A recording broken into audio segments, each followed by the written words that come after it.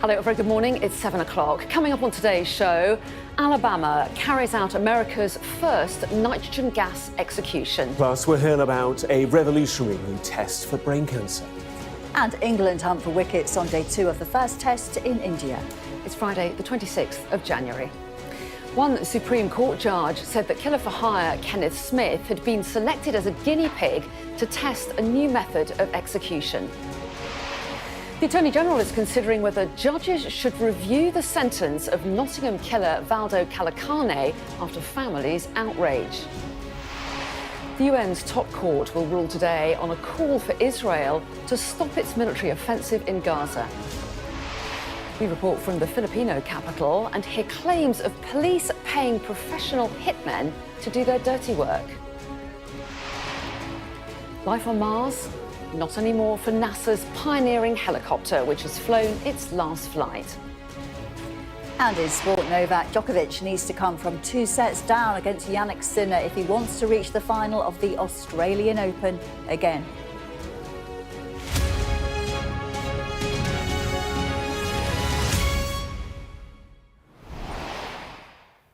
Hello, a very good morning and a warm welcome to Sky News Breakfast. The US state of Alabama has carried out the country's first execution using nitrogen gas. The Supreme Court judge said that killer for hire Kenneth Smith had been selected as a guinea pig to test a new method of execution. Our US correspondent Martha Kellner reports, and her story contains details of how Smith died. In a small town in rural Alabama, this man, Kenneth Eugene Smith, died in a way no human being ever has. He was executed using nitrogen gas, an untested method, he a human guinea pig. Strapped to a gurney with a mask placed over his face, state experts claimed he'd be unconscious in 40 seconds. But witnesses say Smith writhed and thrashed for between 2 and 4 minutes and breathed heavily for another 5. What we saw was minutes of someone struggling for their life. We saw minutes of someone heaving back and forth. We saw spit. We saw all sorts of stuff from his mouth develop on the mask. We saw this mask tied to the gurney and him ripping his head forward over and over and over again. The state of Alabama, nevertheless, hailed it a success. He struggled against his restraints a little bit, but there's some involuntary movement and some agonal breathing, so that was all expected and is in the side effects that we've seen or researched on nitrogen hypoxia. His lawyers' last-minute appeal to stop the execution was denied. They had argued this was a cruel and unusual punishment. Smith had already endured a botched attempt at a lethal injection. In 2022, an executioner tried unsuccessfully for 4 hours to find a vein. This and several other failed lethal injections, the state of Alabama says, necessitates finding a new method. In his final statement, Smith said, "Tonight, Alabama caused humanity to take a step backward. I'm leaving with love, peace and light. Thank you for supporting me. Love all of you." It was in 1988 that Smith killed Elizabeth Sennett, paid $1,000 by her husband, a pastor, to be a hitman. 34 years later, as the curtain closes on Smith, a new frontier potentially for how America executes its death row prisoners. Martha Kellner, Sky News. And this is quite a disturbing story, isn't it? And it's always going to be controversial, given the fact that it's the first time that nitrogen has been used in an execution like this. And perhaps adding to the controversy, some of the witnesses suggesting that Kenneth Smith took longer than they thought he might to lose consciousness. Yes, so in one of the key voices in this is Reverend Jeff Hood, who was in the room. He was his kind of religious advisor through this, and he said to local media he began to convulse, he popped up on the gurney over and over and over and over again. He shook the whole gurney, and witnesses described him kind of gasping for breath and then him being checked and it kind of taking around 10-15 minutes or so. For the state's part, though, the Attorney General, Steve Marshall, said, and I quote, "Alabama has achieved something historic. We have given a proven method of blueprint to other states." And I think the final thought really should go to Elizabeth Sennett's family. She was the woman who was murdered. Her husband was a pastor who was deep in debt. He was looking to get the life insurance that he had on her life. They have said that this was a bittersweet day. They're glad the day is over and that Kenneth Smith's debt was paid tonight. But like you say, lots of focus on the process itself. And interesting, if you look at the polling in the US, increasingly people are turning against the idea of the death penalty, it appears, according to the polls. Yeah, it's interesting. I think there is some evidence of support slipping away in the States. And I guess when you compare it to the UK, polling there does show that there is some support among the public for the death penalty. But I think it's striking that it's really not part of political conversation in the UK. I mean, last year we did have the now former deputy chairman talking about how he thinks it should be brought back. But I think it's almost used as a sort of way to appeal to a section of voters rather than any serious political proposition. And it's really striking, I think, when you compare that in the UK to how in the US it clearly is still being used. Well, let's bring you some of the day's other news now, shall we? Because the Attorney General in the UK is considering whether judges should review the sentence of the Nottingham triple killer Valdo. The victim's parents have expressed anger that the paranoid schizophrenic was handed a hospital order rather than a prison sentence and criticised police for missing chances to stop him earlier. To the Assistant Chief Constable, Rob Griffin, who finally released this information publicly yesterday, I say this. You have blood on your hands. If you had just done your jobs properly, there's a very good chance my beautiful boy would be alive today. And Rob, following those comments, ministers are now discussing and considering the details of this case. Yeah, it's gone to the Attorney General's office. Anyone can make a referral to the Attorney General under the unduly lenient sentencing scheme and ask for law officers there to look at whether the sentence passed was too lenient. They get a lot of these types of referrals every year. Only a very small number of them make them through. If the Attorney General does decide, it goes back to the Court of Appeal, who look at whether the sentence should be increased. In this, it's hard to see how it plays out, because when you read the sentencing remarks, there are a number of psychiatrists that are quoted in there by the judge who all seem to agree that Valdo was not of sound mind when he committed these killings. So quite how that progresses, I think, is uncertain. There are concerns about the process, though. We have heard from members of the family of those that died that feel that they were railroaded into this manslaughter by diminished responsibility outcome, that they didn't have enough to do with it, that it was sort of forced on them. And then I think the other part of this is questions about how the case was handled in the run-up to the killings, whether there were chances missed to stop it happening in the first place. Valdo had pretty extensive interactions with mental health services, with the police. There was an outstanding warrant for his arrest at the time of the killing as well. At the moment, Rishi Sunak, when asked yesterday about a public inquiry, seemed to duck that, but I imagine there will be more of those calls today as well. We'll have plenty more on this throughout the course of the programme. Let's turn our attention to the United States now, because closing arguments are due to begin later today in the defamation case against Donald Trump. Jurors will decide whether the author, E. Jean Carroll, is entitled to more than $5 million that she was awarded last year. Trump was found to have sexually abused Carroll in a department store in the mid-1990s, something which he denies. A ballet dancer from East Lancashire has died in the United States after eating a biscuit that did not list peanuts as an ingredient. Orla Baxendale suffered severe anaphylactic shock earlier this month. The 25-year-old moved to New York in 2018 to pursue her career. Statues of the British explorer Captain James Cook and Queen Victoria have been vandalised in Melbourne as part of protests against Australia Day. The holiday marks the beginning of British colonialisation in the late 18th century. Millions celebrate with barbecues and trips to the beach, but Indigenous Australians and growing numbers of their supporters denounced the anniversary as Invasion Day. And after 72 flights over 3 years, NASA's little helicopter Ingenuity is grounded for good. The space agency announced that the 1.8-kilogram aircraft has rotor damage and is no longer usable. It's really hard to say goodbye to you. I would say thank you. Ingenuity, thank you for bringing us all together. Thank you for leading the charge in our adventure on Mars, and we will never forget you. Tributes there from those who worked with Ingenuity remotely, of course. It was the first powered aircraft to fly on another planet and lasted well beyond its expected lifespan. The plucky little chopper hitched a ride to Mars in 2021 with NASA's Perseverance rover.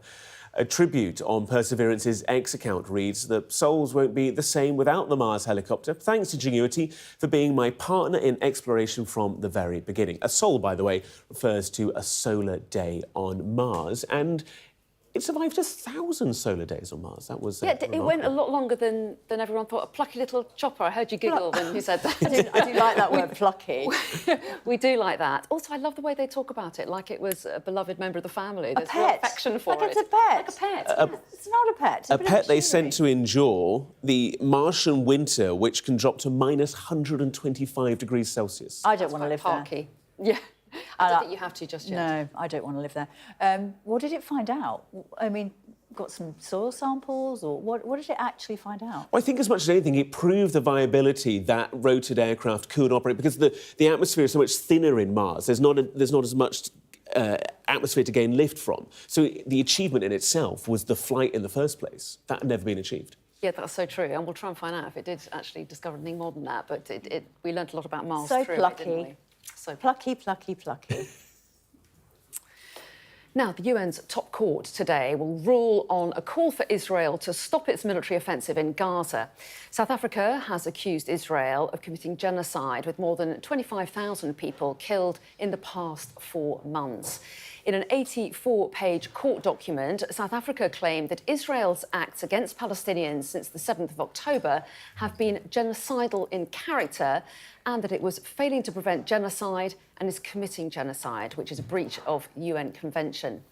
South Africa has called on the International Court of Justice to issue measures ordering Israel to immediately suspend military operations in Gaza.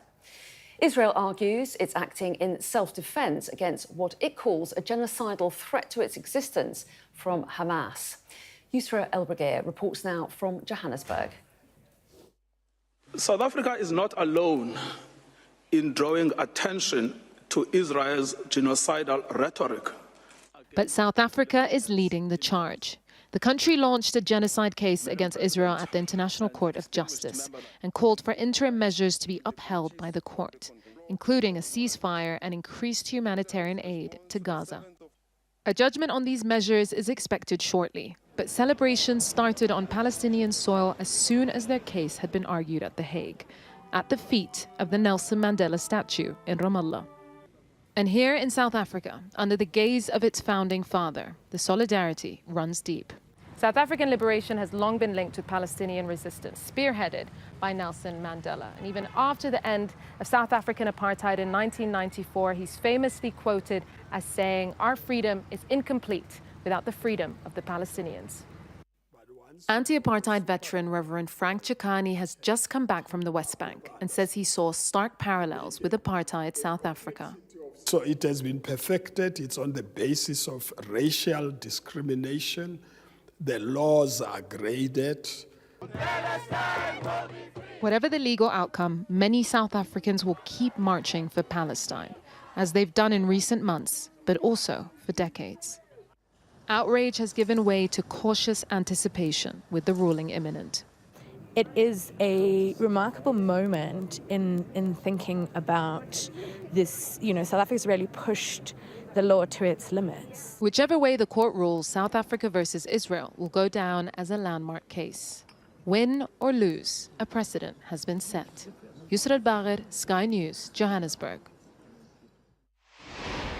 Well, let's go live to The Hague now, where we have Sky's International Affairs editor Dominic Waghorn standing by for us this morning. So, Dominic, explain to us what we can expect later today and how significant a moment this could be. Yeah, well, I should probably first of all put the Israeli case, because that's the South Africa case we've heard from Yusra there. The Israelis say it's outrageous, deeply offensive that they have been accused of a genocide. They say they're a country that was founded in the wake of the worst genocide in history. at the Holocaust. They say October the 7th was itself a genocidal act carried out by a genocidal organisation, Hamas, that they say is hell-bent, and explicitly so, on the destruction of the Jewish state. And they say they are acting in self-defence in Gaza.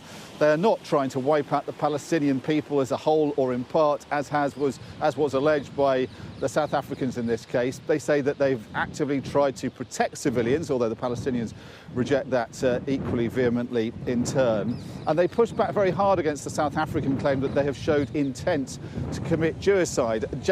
And that claim was based on quotes that the South Africans laid out before the court from any number of Israeli officials that they say sound like genocidal incitement. And I think that is what is giving those legal scholars who think that there might well be a ruling against them today reason to do so, because the number of comments from people as high as the Israeli Prime Minister certainly sound genocidal to, I think, a number of people, and the Israelis have not helped themselves, continuing to make similar statements, with one minister talking about, repeating again, his claim that Gaza needs to be attacked with a nuclear weapon even after this case was brought. The South Africans only have to show that there's a plausible case that genocide is being carried out in Gaza. The final ruling about whether genocide is underway in Gaza could take years for the 15 judges of the ICJ to reach. But what South Africans are saying is there needs to be interim action to protect the Palestinians while that longer-term decision is reached. And it may well be the case that the judges decide that some kind of provisional measure is needed, something like a ceasefire, or possibly an order that more humanitarian aid should be allowed into Gaza. If that is the case, then Israel will have been branded, at least temporarily, as being possibly guilty of genocide, which will be a very tough stain for the Israelis to live with. And it will also put a huge pressure on their allies, who will then come under pressure not to do anything else to help Israel while this investigation continues. OK, Dominic, it's going to be a very interesting day. Thanks very much indeed for that. Let's take a check now on what the weather's doing. Warm memories wherever you go. The weather, sponsored by Qatar Airways. After a recent stormy weather, the next few days do look like they're going to be a little bit more settled. That said, it's windy out there now, but most places are dry, apart from a scattering of showers in the north. There'll be plenty of sunshine through the morning, but northern parts will see further showers, especially Scotland. They will be heavy in places with a risk of hail, thunder and hail snow. The strong wind will ease, but it'll be a little bit colder than yesterday. And the afternoon will be largely fine too. The weather, sponsored by Qatar Airways. Now then, time to say a very good morning to the Treasury Minister, Gareth Davies, who's just joined me in the studio. Very good morning to you. Good morning. I wonder if I can first of all start talking about the sentencing yesterday of the Nottingham killer, Valdo. We've been reporting today that the Attorney General is considering whether judges should review his sentence after a referral that said that the sentence was too lenient. Can you confirm that, first of all? What's happening? Well, I cannot imagine the pain that the families are going through. It's obviously a horrendous tragedy. I remember watching it unfold on the news at the time. And as a parent, I just literally cannot imagine the pain that they're going through. Obviously, we've had the sentence handed down by the courts and by a judge. Any case has the opportunity, anybody can refer a sentence to the Attorney General for review. It's not appropriate for me to comment on this specific case or any specific case, but that is an option open to anybody to have a sentence reviewed if they feel that it is unduly lenient. I will point out that the sentence does make it clear that the perpetrator will likely spend the rest of his life locked up, and that is something to be welcomed at least. That's right. He was given an indefinite hospital order after pleading guilty to manslaughter. Are you concerned, though, about the sentence he received? It's not appropriate for me to comment on sentencing handed down by courts and judges, but as I say, I think, I take some comfort that he will not be returning to our streets. He'll be locked up for the rest of his life. But as I say, there is a process in place for any case where somebody feels that the sentence is unduly lenient. And he pleaded guilty to manslaughter. It wasn't murder. Would the Attorney General look at whether the correct charge was placed on him? In any case, the Attorney General can review the outcome and the sentence. It is open to anybody to do that. As I say, it's not appropriate for me to comment on this specific instance. This is a man who had extensive dealings with the police and with the health service as well. Should he have been stopped? I think this is, whenever you have a case like this, it's important for agencies to review the actions that they took at the time of the horrendous crime that we know about, but also before that. And I would expect agencies will be carrying out work to review what could have been done when and whether anything could have been done better. Families want a public inquiry to look at why he wasn't stopped. Would you back that? Well, that's for others to consider, but I think at the very least agencies will obviously be looking back and thinking about what they could have done better. But that's not something that you want to voice an opinion on, whether or not there should be a more extensive look at whether or not he could have been stopped by those agencies? It's not appropriate for me right now to comment on this specific case, but there's a process in place for that to be fed in and considered. But no personal view on this? Like I said, as a parent, as a Nottingham graduate, I find this case absolutely horrendous. I'm pleased that a sentence has been handed down which ensures that this perpetrator will be locked up for the rest of his life. There is a process in place to ensure that a referral can be made to the Attorney General, and it's important that agencies conduct a thorough review of themselves and to assess what could have been done differently if that's the case. But other than that, I'm not going to comment on this case. OK, I wonder if I can ask you about hospital consultants who last night voted to reject the government's pay offer. Are you going to reopen talks now?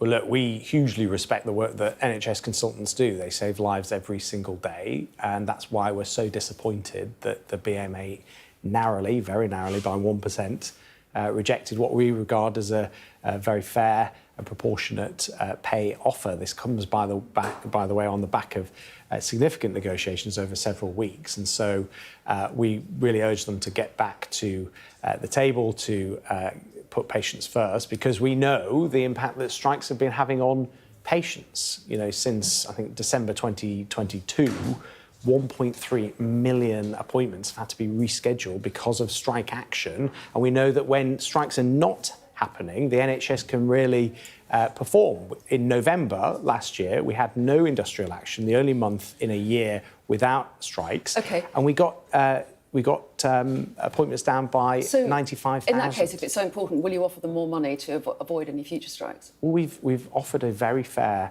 and proportionate offer to the BMA of 4.95%. This, by the way, comes on the back of a 6% pay rise in April last year, taking the basic pay for a consultant to £93,600 a year. We've got to balance public sector pay awards with the fact that inflation has come down from 11% to 4%, but it's still too high, and we can't exacerbate that. We've got to stick to the plan that we have in place to ensure that inflation continues to come down. And when inflation comes down, we know that we can put more money back in people's pockets, and that's why we're cutting tax today for 27 million people with a national insurance cut. Well, yes, I'm glad you brought that in, because we're running out of time. And I know you wanted to talk about that today. You're claiming it as a big win for workers, but there are a lot of people that are saying you're giving with one hand, but you're taking a whole lot away with the other, aren't you? Given that you've frozen personal income tax thresholds until 2028. I mean, you're not actually giving people very much at all. Well, people shouldn't take my word for it. Go and look at your payslip today. Go and look at the HMRC's online tool and see how much more money you have. For the average earner of around £35,000 a year, they'll see about £450 extra. And so I think this is going to be welcomed by the 27 million people that will see a pay increase today. We want to go further. We want to continue to reduce inflation, as I say, and manage our public finances responsibly, which enables us to cut taxes. We have a very, very clear plan that's been identified by the IMF. And as I said, we want to continue to cut taxes. We have a serious, credible and realised plan for managing our economy and reducing taxation. Compare that with the Labour Party, I'm not entirely sure they have a plan at all, other than increasing borrowing, which would increase interest and inflation. They would say that's not the case, and I'll be talking to them later. But Gareth Davies, we appreciate your time this morning. Thanks very much indeed. Thank you. Now, Russian crews are said to have recovered the flight recorders from an aircraft that was shot down near Ukraine's border. Moscow says it was brought down by a Ukrainian missile, killing all on board, including, they say, 65 Ukrainian prisoners of war who were to be exchanged. Well, our security and defence editor, Deborah Haynes, is in eastern Ukraine, and she joins me now. So are we getting closer, Deborah, to knowing exactly what's happened in this incident? No, and obviously the problem is that it's an incident that's not only confusing, with both sides giving different accounts of what happened, but is also happening in the middle of a war. And the crashed plane went down on the Russian side of the border. It's obviously a Russian plane, so they're going to have access to all of the relevant data from the flight. The Ukrainian president has said that his country would insist on an international investigation. And last night at the UN Security Council, the two sides clashed once more over what happened. And other diplomats who were at that meeting from different countries made clear that they can't come up with any conclusions until they know exactly what happened. But this is all playing into a much wider situation. People back home in the UK might really have not been thinking too much about the war in Ukraine, but the war here is going on. The violence is as bad as ever before. We're nearing the second year now, the end of the second year, approaching the start of the third year of Russia's full-scale invasion here in the east. You really do feel much closer to the front line. Troops, Russian forces, have been pushing for months now, trying to advance around the town of Avdiivka. We've spoken to soldiers Ukrainian soldiers who've been fighting on that front, describing large numbers of Russian forces again and again trying to storm the town. The Ukrainians using one-way attack drones to push them back, artillery. We've also visited an artillery line close to another key city, Bakhmut. You'll have remembered that from last year. It was an area that was heavily contested for months until Russian forces then took the city. But that doesn't mean the end of the fighting. It's still carrying on. And then across the whole country, of course, you have again and again these waves of Russian missile strikes drawing on North Korean stockpiles, drawing on Ukrainian drones, and the threat that, you're drawing on Iranian drones, and the threat that Iran is going to start delivering ballistic missiles to Russia as well. It's why in the West you have generals like the head of the British Army making clear to the public that they really need to be ready for a war in case what happens here isn't contained and there is then in the future escalation. Deborah, thanks very much indeed. Thank you. To the Philippines now, where Sky News has spoken to a professional hitman who says that he's killed 14 people on the orders of the police. He says that he was paid just under £400 for each killing, and if he didn't complete the job, he would lose his own life. His claims can't be verified, but if they are true, they're just a small part of the country's brutal war on drugs that human rights groups say has seen more than 26,000 deaths. Our Asia correspondent Cordelia Lynch reports from the Philippines. The slums of Manila, where thousands were killed in Duterte's war on drugs. Now Sky News understands the International Criminal Court has been on the ground investigating. At the height of Duterte's crackdown, the bodies on the streets piled up, killed by vigilantes and police. There is far less bloodshed now, but it hasn't gone away. It's just harder to see. In the shadows, we meet a hitman. He claims corrupt police still want guns for hire. Who's asking you to kill? The police give me an envelope with the money and the photo of the subject. I'll get between 20 and 30,000 pesos per head. Do you have any kind of guilt about what you're doing? I want to stop killing, but I'm given the direct order, and if I don't complete the job, I'll be killed. We can't independently verify his claims, and the police declined a request for comment. Gunshot wounds to the head. Dr. Raquel Fortune is examining the exhumed remains of victims with worrying findings. I have seen death certificates where a doctor somehow signed it out as a natural death. Pneumonia, sepsis, myocardial infarction. and yet he was really shocked. Sarah Solis lost her 2 sons in just 6 months. Some people say Duterte made the Philippines safer. No, everyone was put in danger. He's an animal. He has no heart, no mind, no soul. But Duterte and the police deny any wrongdoing, and his successor says he won't lift a finger to help the ICC. Cordelia Lynch, Sky News, Manila, in the Philippines. Do stay with us here on The Breakfast Show. We've got lots coming up for you in just a moment. We're going to be discussing today's anticipated World Court ruling with leading human rights lawyer Sir Geoffrey Nice KC. Also ahead, could a reorganisation of women's football boost the popularity of the game? Plus, the 7-figure bonus that went to the wrong actor. We'll explain how.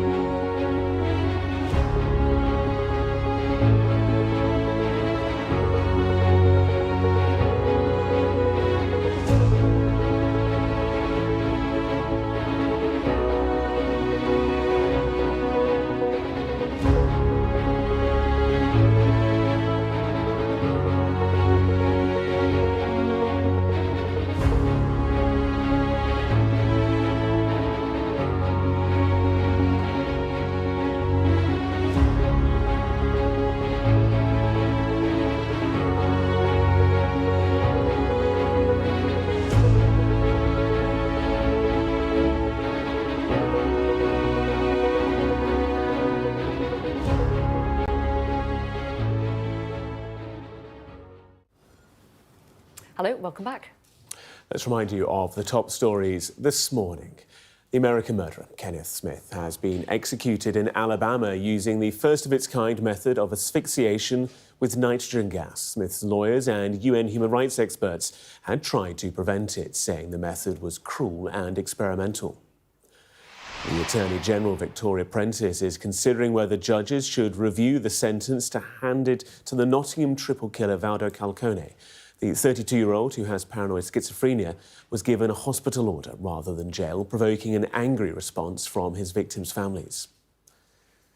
UN judges at The Hague are due to rule later today on whether to order Israel to suspend its military campaign in Gaza. The case, which accuses Israel of genocide, has been brought by South Africa. And after 72 flights over 3 years, NASA's Little Mars helicopter will take off no more. Ingenuity, the first powered aircraft to fly on another planet, has suffered rotor damage, having lasted well beyond its projected lifespan. Now let's go back to the ruling due today at the International Court of Justice on South Africa's request for emergency measures against Israel. Well, human rights lawyer Sir Geoffrey Nice KC was the lead prosecutor in the genocide and war crimes trial of Slobodan Milosevic, and he joins me now. Very good morning to you, Sir Geoffrey Nice. We do appreciate your time today. First of all, I wonder if you can explain to us what's happening today. What's the scope of the decision that the court's going to deliver? The decision, it will be an order in respect of possible provisional measures. That case has been brought by South Africa because any participating state to the Genocide Convention, any such state, such as us, can bring an action where genocide is suspected. The requests that they have made, about 14 in number, would achieve many things. But if and only if the court is satisfied that there's some plausible evidence that genocide is being committed by Israel against Palestinians, and providing, of course, that no other technical bar to their giving an order, there is one being claimed, succeeds. If the orders sought are made, they would have, if respected by Israel, and Israel typically does not respect the orders of this court, but if respected by Israel, the orders could restrict or, on one possibility, completely stop the use of military force in Gaza by Israel. I think that last possibility is remote. Sorry, yes. Oh, no, I was only going to just sort of clarify that a ruling on whether Israel is committing genocide is going to take some years, isn't it? Today's about possible emergency measures demanding a suspension in fighting. How important a moment do you think this is? I mean, how damning of Israel would it be if that order was made? So I didn't hear the last bit, but how important this is. It's very, very important. It's important because of the possible reduction in the unlawful loss of life in Israel, depending on findings of plausible genocide or plausible findings of genocide. It's obviously important because it might pave the way for a final judgment by the court on genocide. And when you say that would take years, don't be over-eager to accept what lawyers say about the time cases take. It needn't take years if Israel were to cooperate in providing and in retaining and providing evidence. And one of the requests made by South Africa is that there should be provision for retention of evidence. But it's really important, this may also lie elsewhere. If South Africa succeeds, having shown again, as was shown in an earlier case of Gambia against Myanmar, that stranger states can bring such cases, focus may turn on the question, why didn't the United Kingdom or the United States, or countries with a more obvious interest in this, why didn't they bring this action? And if that focus is achieved, focus of attention and interest, then a much wider issue arises, namely, why do not big states do as they should, as a matter of duty do, and bring applications of this kind to this court whenever genocide is identified? Well, Sir Geoffrey Nice, always very interesting to get your take on events. We appreciate your time this morning. Thanks so much. You're most welcome. Now, Jackie's here, and it's time to talk about the sport. And Jackie, last time I looked, you were talking about Djokovic struggling a little bit in his semi-final at the Australian Open. I know, an absolute shocker because, you know, he kind of owns the Australian Open. They might as well just give him the trophy to take home. He's won it 10 times, just keeps on winning it.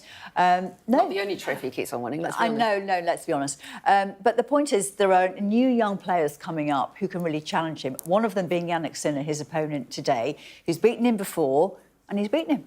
Has he? He's beaten him today. He's through to the final, and Djokovic has had, Djokovic fans have had a real shock out there.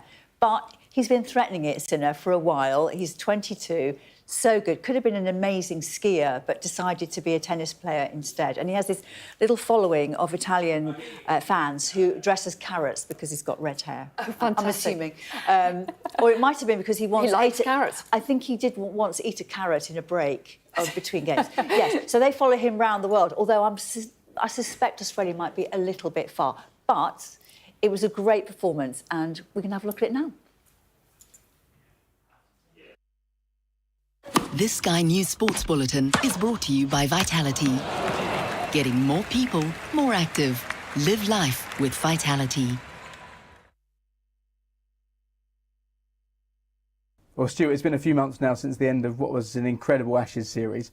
How are you adjusting now to life after playing cricket? Yeah, really enjoying it. I think ultimately finishing on my own terms was really important for me, and I knew that I wanted to finish by my last ball playing for England.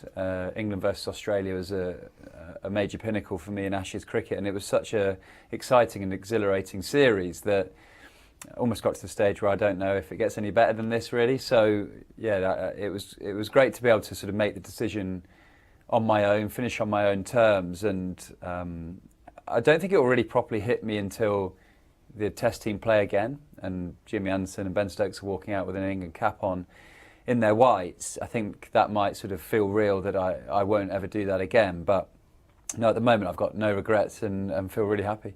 In the book you spoke about the fact that retirement only really came to you during the Old Trafford tests. So you came to a massive decision quite quickly. Yeah, within 10 days, I think. So yeah, it was pretty stressful.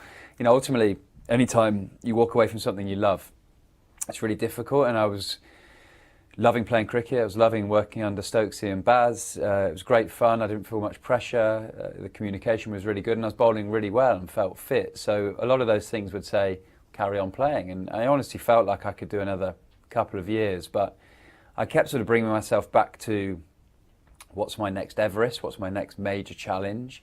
I always need a challenge because I've got this goal to always continuously improve. I need something to charge towards and chase. And whenever I've written down in my whole career what's my next Everest, bang, within 30 seconds I've written down and I know what to target, and I just couldn't quite nail something down. So I think that ultimately told me that it was the right time to move and try something different. The next Ashes 2 years away, would that have felt too far when you were making that decision a few months ago? No, I think I'd still be fit and fresh to play, but I know that a young family played a part as well. Annabella's turning 1. The travels a lot in international cricket, and the young years are so valuable. Ultimately, I'm 37.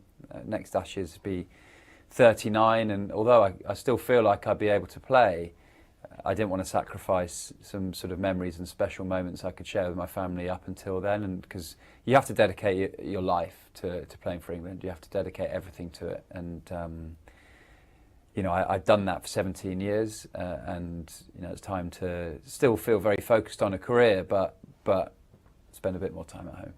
And you bowed out in magical circumstances. Last ball you hit for 6. Last ball you bowled was a wicket. 150 wickets in Ashes cricket. What was it about that series that always tended to get the best from you? Yeah, great question. I think a lot of it's, I grew up on Ashes cricket. My dad played in the Ashes in 86, 87, won it over in Australia. So, we talked about Ashes cricket in my household a lot, and I watched loads of it, and fortunately I watched a lot of Australia winning, which grew my competitive spirit to wanting to play a part in the Ashes and win the Ashes. So I think the team, the Australian culture I enjoy playing against, because it is highly competitive, it's aggressive, it's up front, and I enjoyed that style of. This Sky News Sports Bulletin is brought to you by Vitality. Still to come on Breakfast, we'll be joined by former footballer and World Cup winner Rose Reilly in just a few minutes. What a trailblazer she was.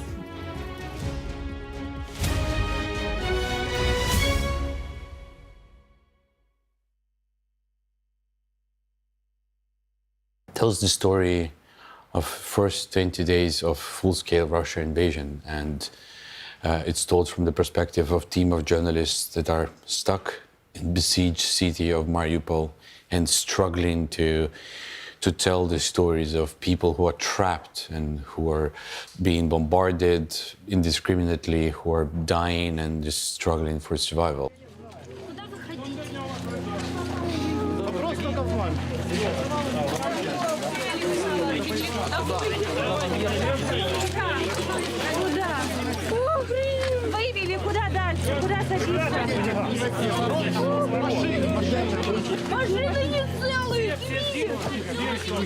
This boy, his mom was heavily injured and she was taken away and he's looking for her. And then they hear another airplane going over the hospital, so the people start panicking and run back.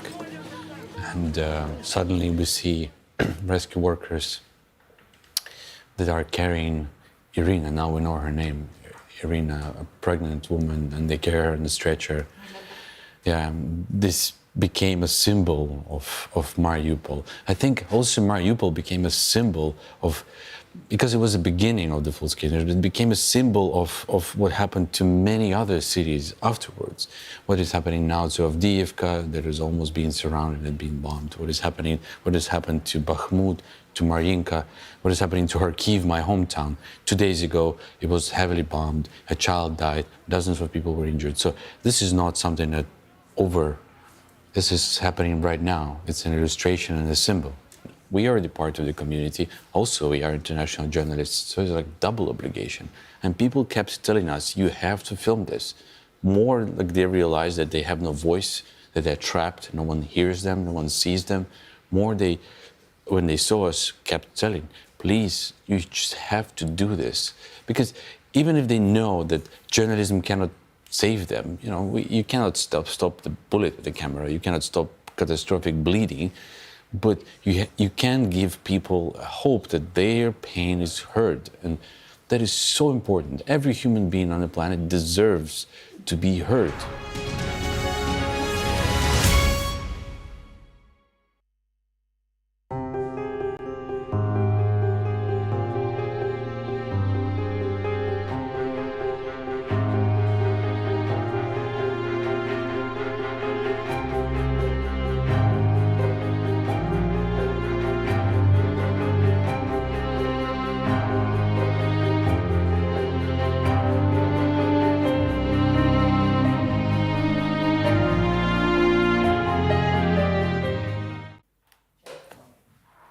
Now we're going to get more football talk in a moment, but first Wilf is here to tell us about the breakdown in trade talks with Canada. Wilf, this is something you're going to focus on your show, isn't it? Morning, Anna. Yes, so interesting this has emerged over the last day or so. Just as a reminder, there used to be a trade deal with Canada as part of being in the EU. When that ended, we temporarily agreed free trade with a few quotas around it until a long-term new free trade deal had been agreed. It still hasn't been agreed, and it doesn't look like it's going to get agreed anytime soon, because at the start of this year, Canada put a 245% tariff on our cheese exports. Kemi Badenoch is seeing that as trying to pressure the UK into decisions it doesn't want to make. In particular, Canada wants the UK to accept their beef exports. So the two sides seemingly have walked away from this. You might say, given it's taken so long as we approach an election, not that big a surprise, because you wouldn't probably sign up to an agreement in the last moments of a parliament and a term. So we'll see what happens. Now, Canada, worth about 20 to 30 billion in trade per year for the UK.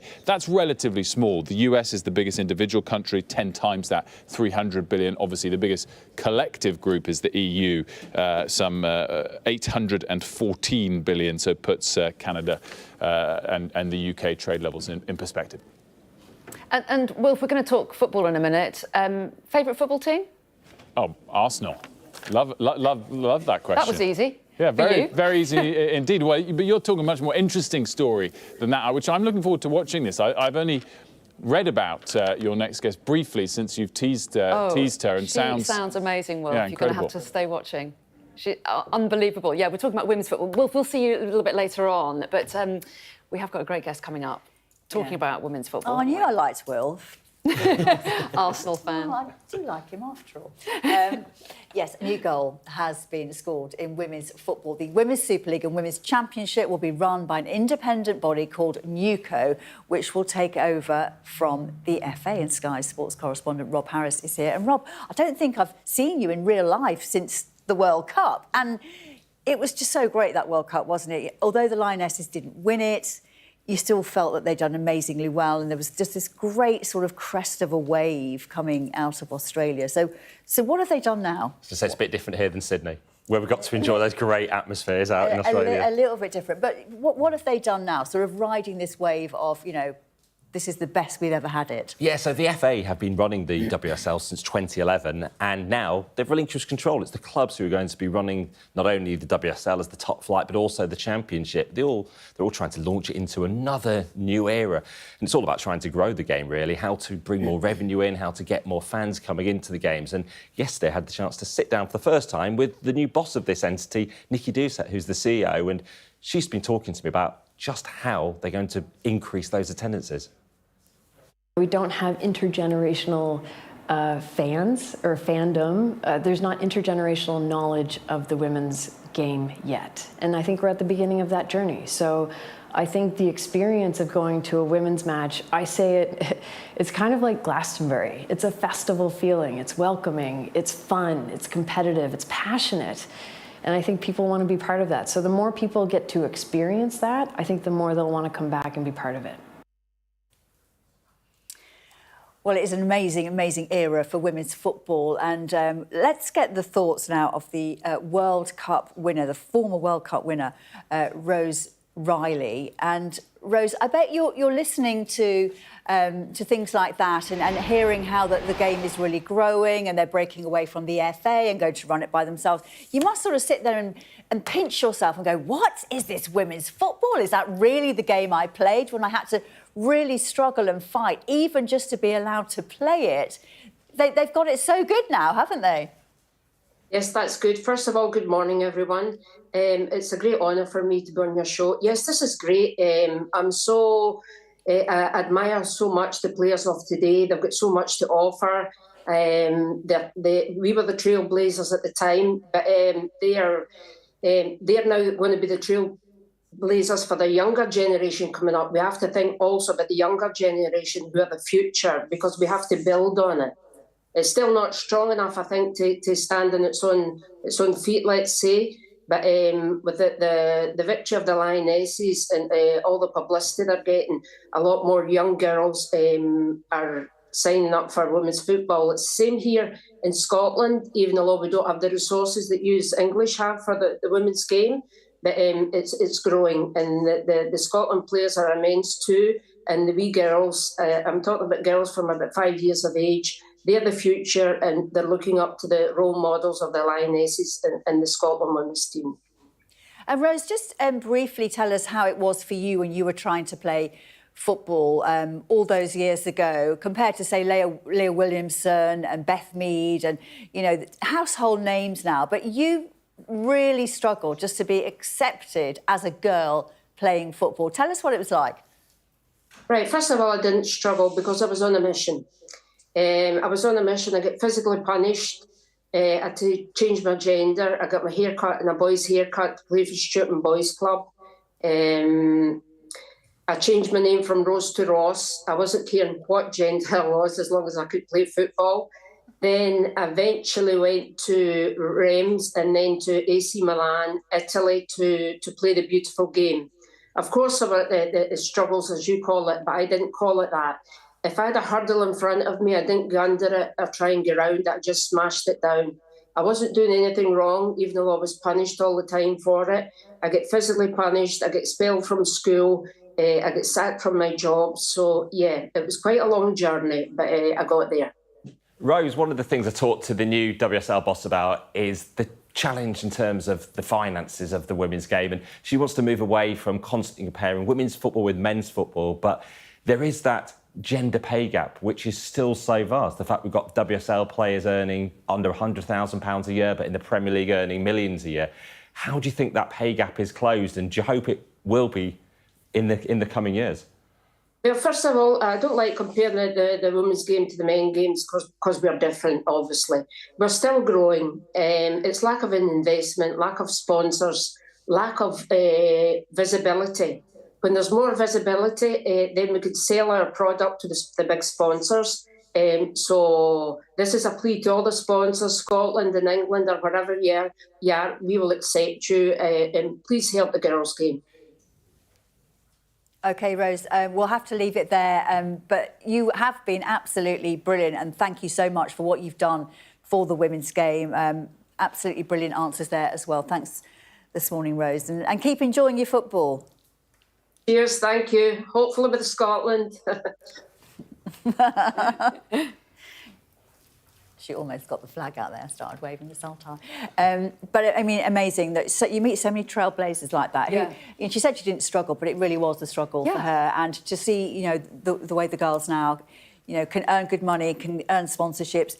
And she's right, it's a different game. It's so far behind the men's game, isn't it, in terms of the money being earned, as you said, and the sponsorships out there. But they are slowly closing that gap. But it's going to take time. Yeah, but so many of the Lionesses now are household names. You think across sport, these are the players we all know, the athletes we know. But it was a gap created by the men's game, wasn't it? Because women's football was huge post-war, and it was the FA that effectively was jealous of the success that the women's game was having and banned women from playing football. So it is a wrong that is being righted, massively so. Yeah, and Rose Reilly herself, as she was alluding to, she cut her hair short so she could play with the boys, called herself Ross Reilly, and I think Celtic wanted to sign her, but when they found out she wasn't a boy, she couldn't, so she went to Italy. I mean, she is the most extraordinary story, and I noticed there, didn't she have a massive, great big cabinet of trophies? That's what it looked like with behind. Yeah, it's going to be a film of her life.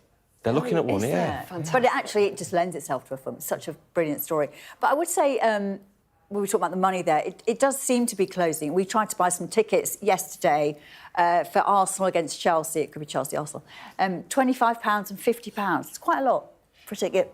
It is, and they do want to move away from giving away tickets for free. We've seen that games in the past. They want to make sure there's value in the proposition of the WSL, and we're seeing stadiums being increasingly packed, Stamford Bridge being used for Chelsea, and it's about the experience. And as you heard Nikki Doucette say to me, they want to create a Glastonbury feel, they want to make it a big family atmosphere. And one phrase she said to me is, having passion without the poison, and that is the differential from the men's game. None of that hostility, none of that potential violence we see. It's just a lot of fun, exactly. Do stay with us. We've got the top stories coming up for you next.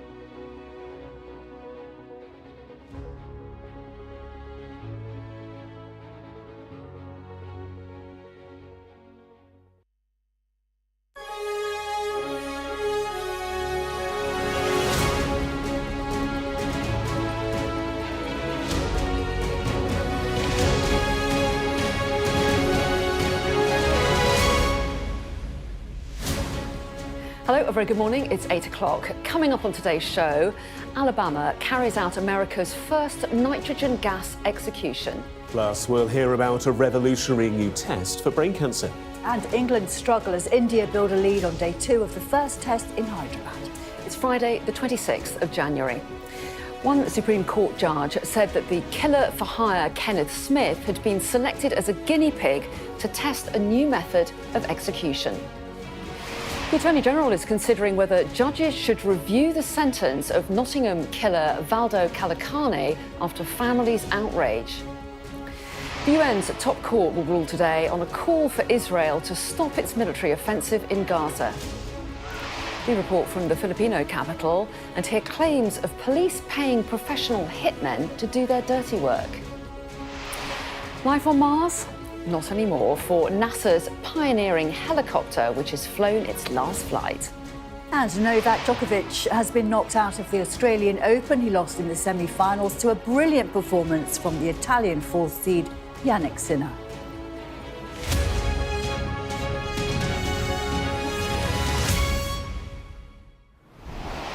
Hello, a very good morning and welcome to Sky News Breakfast. The US state of Alabama has carried out the country's first execution using nitrogen gas. One Supreme Court judge said that killer-for-hire Kenneth Smith had been selected as a guinea pig to test a new method of execution. Our US correspondent Martha Kellner reports, and her story contains details of how Smith died. In a small town in rural Alabama, this man, Kenneth Eugene Smith, died in a way no human being ever has. He was executed using nitrogen gas, an untested method, he a human guinea pig. Strapped to a gurney with a mask placed over his face, state experts claimed he'd be unconscious in 40 seconds. But witnesses say Smith writhed and thrashed for between 2 and 4 minutes and breathed heavily for another 5. What we saw was minutes of someone struggling for their life. We saw minutes of someone heaving back and forth. We saw spit. We saw all sorts of stuff from his mouth develop on the mask. We saw this mask tied to the gurney and him ripping his head forward over and over and over again. The state of Alabama, nevertheless, hailed it a success. He struggled against his restraints a little bit, but there's some involuntary movement and some agonal breathing, so that was all expected and is in the side effects that we've seen or researched on nitrogen hypoxia. His lawyers' last-minute appeal to stop the execution was denied. They had argued this was a cruel and unusual punishment. Smith had already endured a botched attempt at a lethal injection. In 2022, an executioner tried unsuccessfully for 4 hours to find a vein. This and several other failed lethal injections, the state of Alabama says, necessitates finding a new method. In his final statement, Smith said, "Tonight, Alabama caused humanity to take a step backward. I'm leaving with love, peace and light. Thank you for supporting me. Love all of you." It was in 1988 that Smith killed Elizabeth Sennett, paid $1,000 by her husband, a pastor, to be a hitman. 34 years later, as the curtain closes on Smith, a new frontier potentially for how America executes its death row prisoners. Martha Kellner, Sky News.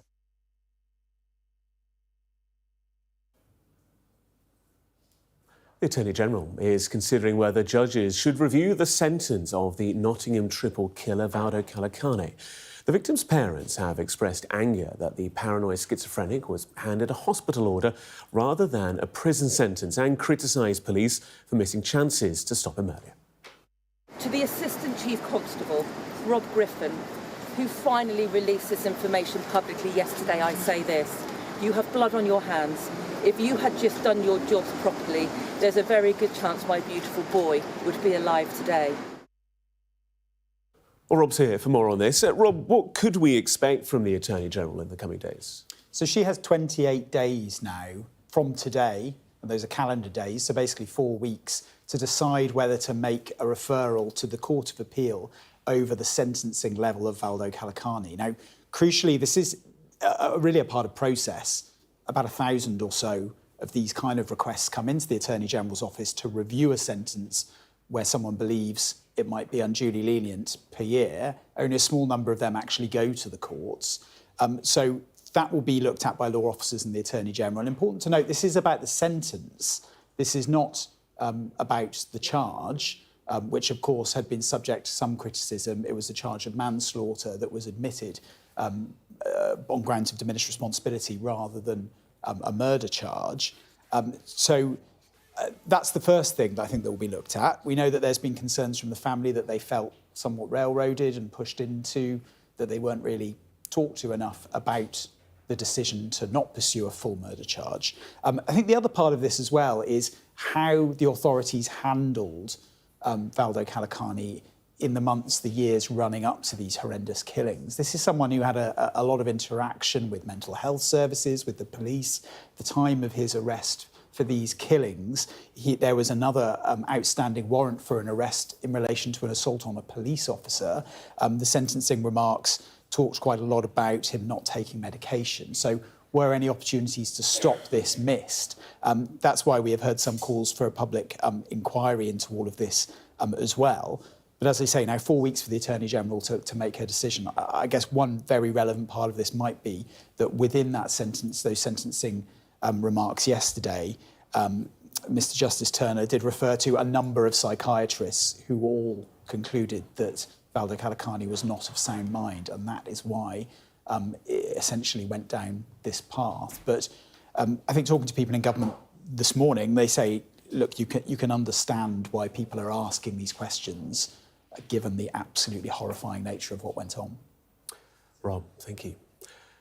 Let's bring you some of the day's other news now. We'll turn to the United States first, because closing arguments are due to begin later today in the defamation case against Donald Trump.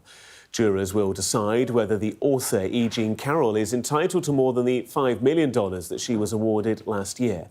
Trump was found to have sexually abused Carroll in a department store in the mid-1990s, something which he denies. A ballet dancer from East Lancashire has died in the United States after eating a biscuit that did not list peanuts as an ingredient. Orla Baxendale suffered severe anaphylactic shock earlier this month. The 25-year-old moved to New York in 2018 to pursue her career. Statues of the British explorer Captain James Cook and Queen Victoria have been vandalised in Melbourne as part of protests against Australia Day.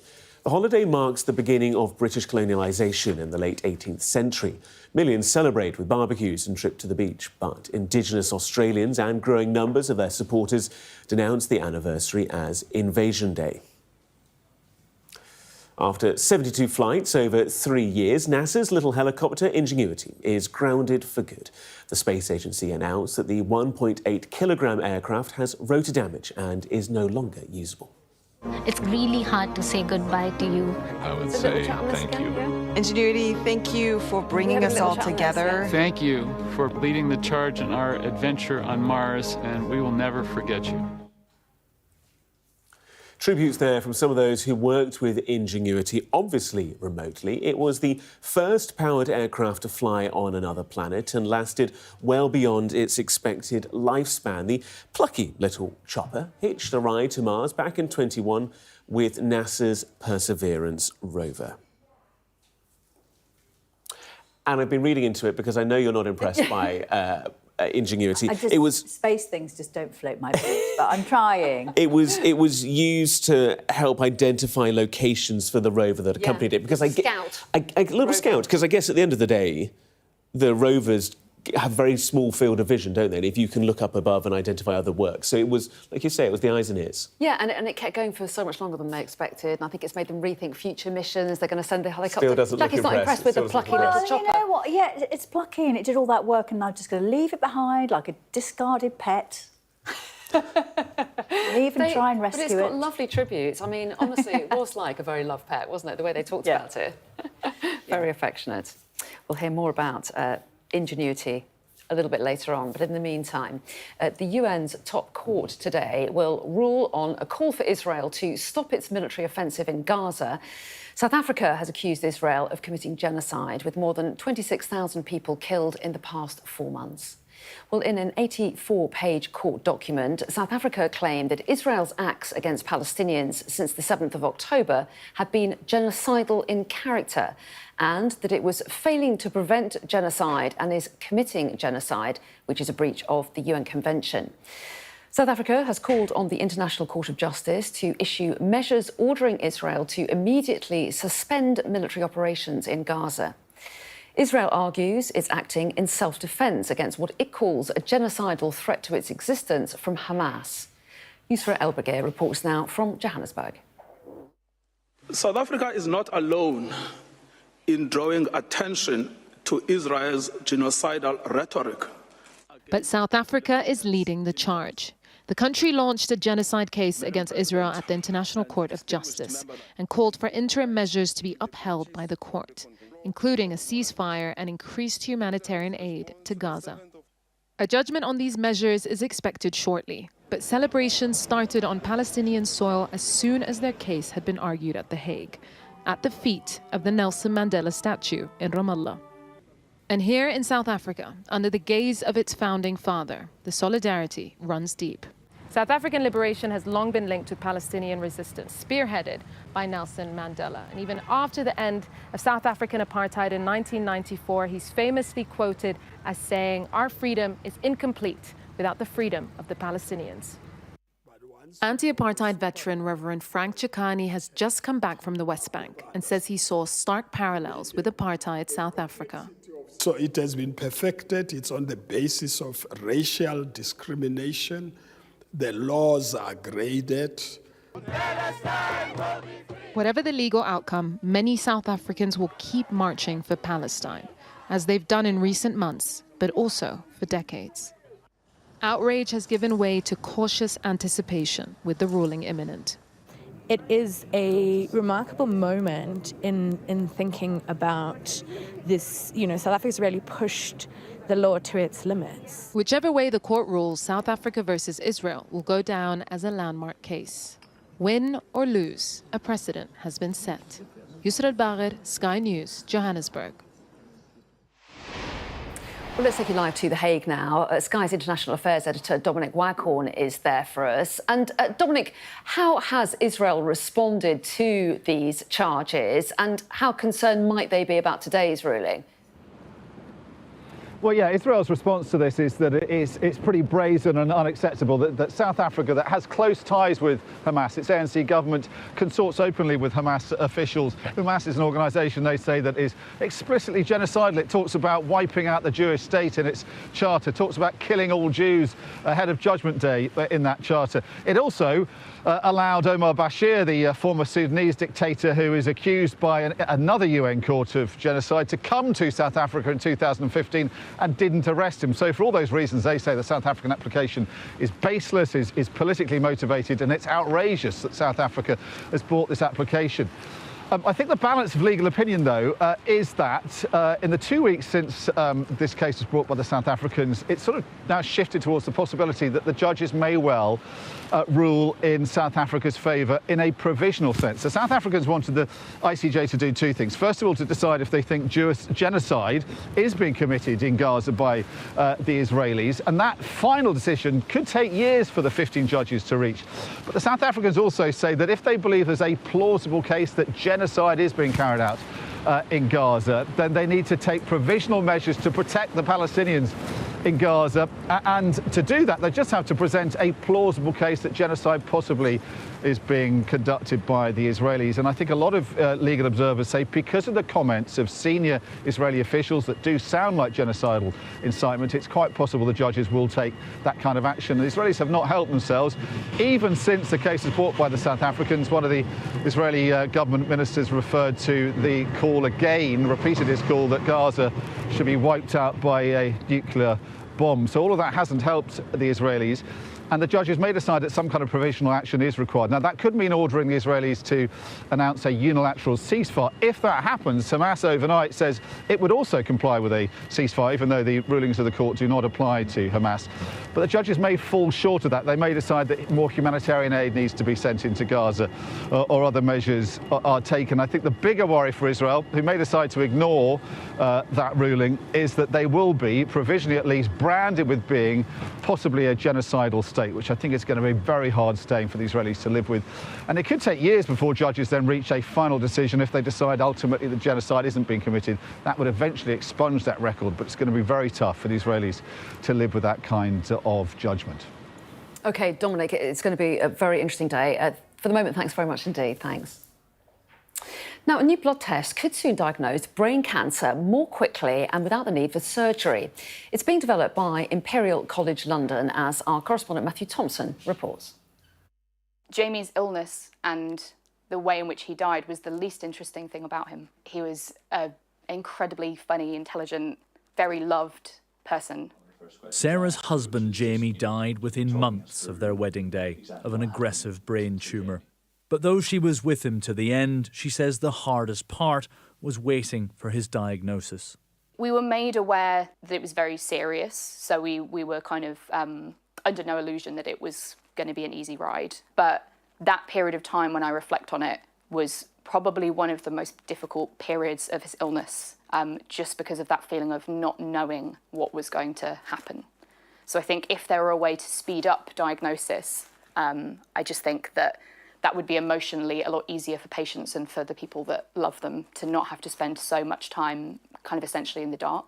It's too late for Jamie and Sarah, but a new revolutionary test could help others like them. Researchers at Imperial College have developed a way of diagnosing brain tumours just from looking at telltale cells secreted into the blood. It's a huge improvement on current practice, which requires major surgery. It's risky, time-consuming, and not always possible. 40% of patients won't be able to have a surgical biopsy for a couple of reasons. One of those is the location of the brain tumour. It's in an area of the brain that it's just too risky for the neurosurgeon to access. And it's absolutely this group of patients for whom this test currently is going to really make a difference. In theory, it means that certain tumours can be diagnosed more quickly and more accurately. That, in turn, should save lives. But before we get too carried away, it's important to point out that even the experts here at Imperial College concede it could be 2 years or perhaps longer before patients can actually benefit. If and when they eventually do, though, it could have a major impact on the diagnosis and the treatment of some of the deadliest forms of brain cancer. Larger studies are now needed to validate the results, but the early signs are very promising indeed. Matthew Thompson, Sky News. And just to let you know that coming up at 9:30, I'm going to be speaking to Dr. Michelle Afif, who's Chief Executive of the Brain Tumour Charity, about what this test could mean for a disease where early detection is absolutely critical. That's coming up a little bit later. First, though, let's find out what the weather's doing. Warm memories wherever you go. The weather, sponsored by Qatar Airways. Well, after the recent stormy weather, the next few days will be a little more settled. That said, it's windy out there now, but most places are dry, apart from a scattering of showers in the north. And there'll be plenty of sunshine through the day, but northern parts will see some further showers, especially in Scotland, and they'll be quite heavy in places. The weather, sponsored by Qatar Airways. Time now to get the view of Labour on our stories of the day. I can speak now to the chair of the Labour Party, Anneliese Dodds, who joins me live. Very good morning to you, Anneliese Dodds. Thanks for talking to us today. The Attorney-General is considering whether judges should review the sentence of Valdo Calicane, who killed 3 people in Nottingham last year. He received an indefinite order to be detained in a high-security hospital yesterday. Do you have any concerns about that sentence? Good morning. Well, of course, it is important that this is looked at carefully, but I think we need to consider the broader context for this discussion. Obviously, in that case, we're talking about a truly despicable crime, one that's clearly really destroyed families, had a horrible impact on the local community as well, with 3 people being appallingly murdered. But we are seeing a broader wave of knife crime in our communities, and Labour does believe that there's more that needs to be done. Whether it is indeed looking at sentencing, that overall approach Labour set out, tougher approaches there, but also whether it's talking about prevention, about how people access these weapons in the first place, and then of course also about young people who get drawn into this too. So there is a broader conversation and much broader work we need to be doing against these kinds of crimes generally, and particularly violent crime in our communities. Yes, and I know that's something that has been discussed at length by you and also by the government as well this week, your plans to tackle knife crime. But I wonder if I can get back to this specific case. The victims' families are saying that Kalakani got away with murder. He pleaded guilty to manslaughter on the basis of diminished responsibility. Do you have any concerns that perhaps the wrong charge was pursued in this case? Of course, courts do need to look very carefully at this. As a politician, I'm not going to be an armchair commentator on this. I don't think that would be appropriate, and I don't think it would actually be providing the respect that the families deserve, all of those whose lives have been, destroyed by those appalling crimes. But I think it does reveal that broader picture, as I said before. I think also highlighting potentially issues around mental health. And I know that, again, the families have talked quite a lot about this. We have seen really significant changes in mental health provision over the last few years. It's been actually, unfortunately, a situation of reducing provision, reducing treatment in many areas. And I think, again, that is the backdrop to what we're talking about today. Yes, and he did, in fact, as you say, come into contact with the NHS, but also the police. They had multiple dealings with him.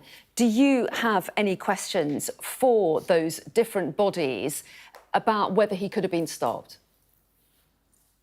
Well, again, I won't go into specifics because I don't think it's appropriate to be commenting without all the information there. I think it's really important that experts are looking very closely at this. I can only comment on the broader issues from what I've seen in terms of individuals that I know, victims of crime, who have then tried to find out why people who've engaged in crime and may have been in contact with the police before, in contact with other services before, haven't been controlled adequately. And I think, unfortunately, we have in many communities been in a situation where, the police are extremely stretched, and actually having that ongoing control of individuals, making sure that there's continuous contact with them.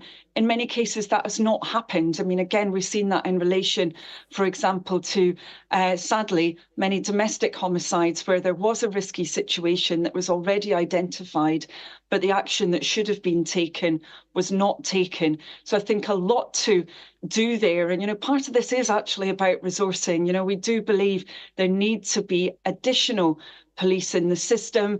We think that that could be actually paid for through the efficiency programme that we've set out. Many of the areas of waste that police themselves have identified that could be dealt with, duplication between forces, to actually free up those resources to beef up what often feels like a really thin blue line at the moment. OK, and a quick thought before I let you go about hospital consultants in England who have rejected the government's latest pay offer. Should they have accepted it? Well, actually, what we've needed to see all along is the government sitting down to have a genuine, detailed negotiation.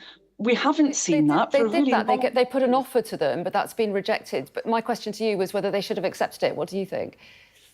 Well, there's no doubt but that industrial action is having a dreadful impact on patients when we've already got 7.8 million people on the NHS waiting list. So, of course, no one wants to see a continuation of this industrial action, certainly not Labour, because of the impact on patients. But I'm afraid that issue about a lack of genuine negotiation is relevant here. I don't know the specifics of the offer that was made recently, but certainly previously, we haven't seen government being willing to have the broad discussion that doctors have been asking for, because it hasn't also just been around pay. It's been around the enormous pressure that so many of our NHS staff are under, the lack of recruitment, the lack of retention that's leading to so many actually walking away from the profession because of the stress and because of the situation that they're in within the National Health Service.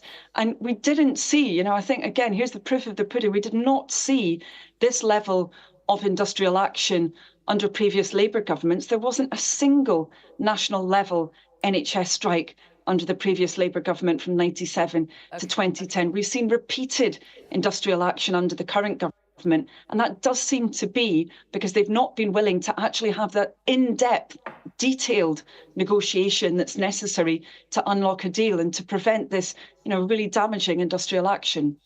OK, well, Anneliese Dodds, we appreciate your time this morning. Thanks very much indeed for joining us today. Thank you.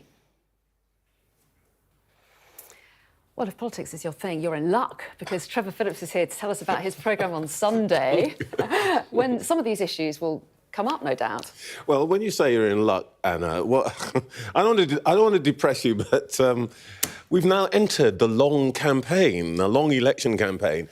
And, without wanting to comment specifically on the interview you've just done, it seems that there is almost nothing that can't be turned into a political football. Now, I've got to say, it's slightly. I'm not so charmed by the idea that the tragedy of three families is now going to become a thing that politicians bang on about. I think they should, frankly, back off. But anyway, never mind. We probably won't be talking about that. But what we will be talking about is the beginning of that campaign. When I started as a reporter, I had a producer who used to say to me, when I brought a story, he'd say, "But Trevor, will it change the price of cheese?" By which he meant, is it worthwhile? Is people going to feel the difference? People are going to feel the difference. And funnily enough, this morning we've got a big story from the government's broken off trade talks with Canada over the price of cheese. I mean, how can you get in an argument with Canadians? I mean, they're so nice.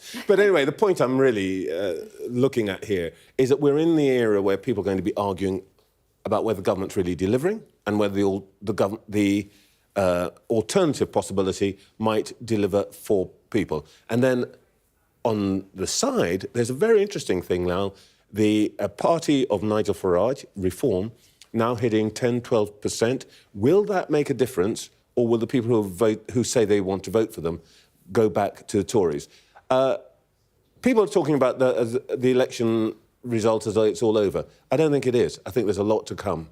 Yeah, and if an election's in the autumn, there's a lot of it to come, as you say, all the way down the line. There's months ahead. And also, you've been speaking to a Holocaust survivor, haven't you? Because it is the Holocaust Memorial Day tomorrow, I think. Yes, indeed. It's the day when we remember what I suppose most of us would say is the most significant event of the 20th century. And we try to remember what are the lessons that we can learn from that. So I've been talking to Lily Ebert, who was 100 last month and is, as far as we know, probably the last survivor of Auschwitz, about what she thinks we need to remember and why we need to have this remembrance every year. I personally think the important thing is not to sort of get all stoked up about the Nazis and all of that, but simply to remember that in all of us, there is the possibility of succumbing to the passions that overwhelmed Germany all those years ago. So I think it's an important weekend, and I hope that people will tune into what Lily has to say. Yeah, it's going to be a very full programme, lots of different things on. Trevor, as usual, we're looking forward to it. Thanks for coming in to chat to us about it. Appreciate it. And just to remind you that you probably all know when it's on, but let's tell you anyway. It's this Sunday. It's straight after the breakfast show. It's at 8:30 in the morning. He'll have lots of very interesting guests, I can guarantee. Now, do stay with us, though. Still to come here on the breakfast show, as Russia and Ukraine exchange blame over a plane shot down near Ukraine's border. We'll be speaking to former NATO Secretary-General Lord Robertson.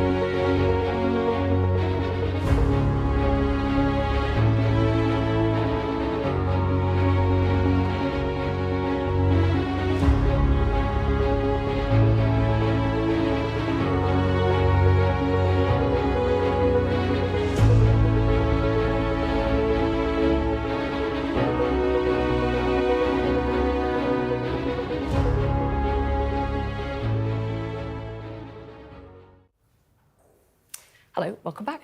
Let's remind you of our top stories this morning. The American murderer Kenneth Smith has been executed in Alabama using the first of its kind method of asphyxiation with nitrogen gas. Smith's lawyers and UN human rights experts had tried to prevent it, saying the method was cruel and experimental. The Attorney General, Victoria Prentice, is considering whether judges should review the sentence handed to the Nottingham triple killer Valdo. The 32-year-old, who has paranoid schizophrenia, was given a hospital order rather than jail, provoking an angry response from his victims' families. UN judges at The Hague are due to rule later today on whether to order Israel to suspend its military campaign in Gaza. The case, which accuses Israel of genocide, has been brought by South Africa. Israel's El Al airline has just announced it's suspending direct flights to Johannesburg. And after 72 flights over 3 years, NASA's Little Mars helicopter will take off no more. Ingenuity, the first powered aircraft to fly on another planet, has suffered rotor damage, having lasted well beyond its lifespan. Now, the House of Lords will debate the war in Ukraine today, and in a moment we'll be speaking to former Defence Secretary and former Secretary-General of NATO, Lord Robertson. That's in just a moment. First, though, let's get the latest from our Security and Defence Editor, Deborah Haynes. She joins me now live from eastern Ukraine. And Deborah, get us up to date with the very latest that we're hearing about this downed plane that Russia said had Ukrainian prisoners of war on board. What's the very latest on that? Well, there was a session last night at the UN in New York, the Security Council there, where the Russian and the Ukrainian representatives traded barbs over what exactly happened. In this war, it's not just been, of course, a war using conventional weapons, it's also been a war of information. So unless there really is an independent investigation into what exactly happened to that aircraft, neither side will believe the story being told by the other side. And it means that for the rest of the world watching on, it makes it difficult to be able to make a judgment, especially given this aircraft. It was a Russian plane, it crashed in Russian territory. So Russia will be able to have much more control over seeing what happened. Clearly, people do know on both sides what happened, but it's more about trying to shape the message to benefit each side. And as we have seen, having been in Ukraine for the last 2 weeks, the war here is grinding on. It might have dropped off the headlines back at home, given everything that's going on, but it's so important to keep remembering this war. The head of the British Army earlier in the week, in a speech, made a point about how the British public may need to be ready for a future war. And he absolutely singled out what's happening here in Ukraine as being fundamentally important, not just for Ukraine, but for the protection of democratic values, democracy across the whole of the Western world, and saying that what happens in Ukraine really matters. And I can tell you, from having spoken to a lot of soldiers out here since I've been here, that they're fighting hard, but they need more weapons, they need more ammunition, and they're looking at the Russian side. The Russians have massively ramped up their military-industrial base in terms of their capacity to build weapons, to build ammunition. They're also doing deals with rogue states like North Korea, bringing in more missiles. They've got lots of drones coming in from Iran, potentially ballistic missiles as well. And what's happening in the West, there's lots of strong language, but there's no real change in terms of investment in military capability at the speed of relevance, and that's really worrying. OK, well, Deborah, we appreciate that. Thanks very much indeed. And Deborah raising there a lot of issues that I can pick up now with Lord Robertson, who, as I was saying, he served as Defence Secretary under Tony Blair and then was later NATO Secretary-General from 1999 to 2003. So we appreciate you coming and talking to us today. Good morning, yes. And let's pick up on some of the things that Deborah was saying there. She talked about the war grinding on where she is now. There is a debate in the House of Lords today. You're going to be speaking, aren't you? What's the point that you would like to make? Well, I think it's very, very important, as Deborah has really said, that we keep Ukraine at the top of the agenda, because they're fighting for us out there. They're not just fighting for their own lives and for their own country, they're fighting for us as well. And the main point that I'm going to make today is that the Prime Minister should be congratulated for going to Kiev, for giving £2.5 billion worth of equipment to Ukraine. But What I want is a multi-year commitment. You know, he's given £2.5 billion for next year, but actually the only thing that the Kremlin will listen to is how many years are we going to be with the Ukrainians. And as Deborah has quite rightly said, the Ukrainian troops on the ground need ammunition, they need shells, they need equipment, and they need it pretty urgently. And what's at stake here? I mean, to what extent are we living in a particularly unstable time, and how much is that down to Russia's invasion of Ukraine? Well, Russia's invasion of Ukraine has completely tipped up the order that we've grown used to. If he gets away with swallowing up a country of 44 million people right in the very heart of Europe, where will he stop? He's certainly not going to stop with Ukraine. And the other countries that would be the buffer for Russia and the grandiose notions that Vladimir Putin has, you know, are ones like Moldova and Armenia, who are very close at hand. And of course, the rest of us will be in danger as well, because he will be fueled by any success that he has in Ukraine. So they're fighting for us. And that's why I believe that we need to be ramping up the production of weapons and of ammunition in this country in order to make sure that they get the equipment that they require at this time. If they're fighting for us, then surely we need to do more. Well, yes, and is it feasible then that if Russia were to defeat Ukraine, that we in Britain could be fighting Russia? Is that something that you're warning of? Well, I think in the future we need to work out what it is. I think that NATO and the Article 5 commitment, that is an attack on any one NATO country, has to be seen as an attack on all of the NATO countries, is going to make sure that Vladimir Putin stands well off from there. But that doesn't mean to say that he isn't going to go in other directions as well. And ultimately, we're going to be in the firing line. So what does that mean for us? Because General Sir Patrick Sanders, head of the army, started this conversation this week, didn't he? He talked about the increasing threat of war, and he warned about our readiness. What do you make of what he said, and is he right to have raised the alarm? General Sanders is a very clever and able soldier, and he's raising an alarm at the present moment about the way in which we are treating our defences at the moment. Remember that NATO and our commitment to NATO is purely defensive. We're not threatening Russia. We're not in any way taking on Russia. We're defending the freedoms that we have grown used to ever since NATO was created. But we have to make sure that the whole of the population is engaged. And that's what he was basically saying. He wasn't talking about conscription, was he? But it has started a conversation about that. I mean, what do you mean by engaged? Well, I think conscription is exactly the wrong debate to be having, because conscription is not a good way of bolstering our defences, even although some generals are now beginning to advocate that. You know, conscripts are not useful. Vladimir Putin has found that out only too well. So we've got to make sure that our defence expenditure is at a level that makes sense for the kind of threats that we might face in the future. If we're going to defend Britain and we're going to deter aggression, then we've got to have a robust defence in this nation. If Donald Trump were to get into the White House again later on this year, what do you think that could mean for the conflict in Ukraine? I think everybody worries about what a Trump presidency would be, but you know, I was with some American Republican congressmen last week, and they were quite clearly saying that Donald Trump, in reality, didn't live up to the rhetoric that frightens the rest of us. He actually gave new missiles to the Poles. He gave new money to NATO. He bolstered American defences as a whole. But the noises he's making at the present moment are giving the worst possible signal to the men in the Kremlin who are guiding this war at the moment. Very quick word on the plane that has come down. Russia says that it had 65 prisoners of war on board. Ukraine says it wants an independent international investigation. Would you like to see that? I think that would be the best way of resolving this. I don't think we can trust pretty well anything that Russia is saying at the present moment. And therefore, the truth is going to have to be very important. And only an independent investigation will actually get to the truth. Well, Lord Robertson, we really appreciate your time ahead of that Lord's debate. I think you've got a little bit of time. Does it kick off at 10 or something? Indeed, Is that right? indeed. You've got a bit of time to cross the road. Yes, I do. Thanks so much for coming in and chatting to us before it, though. Thank you.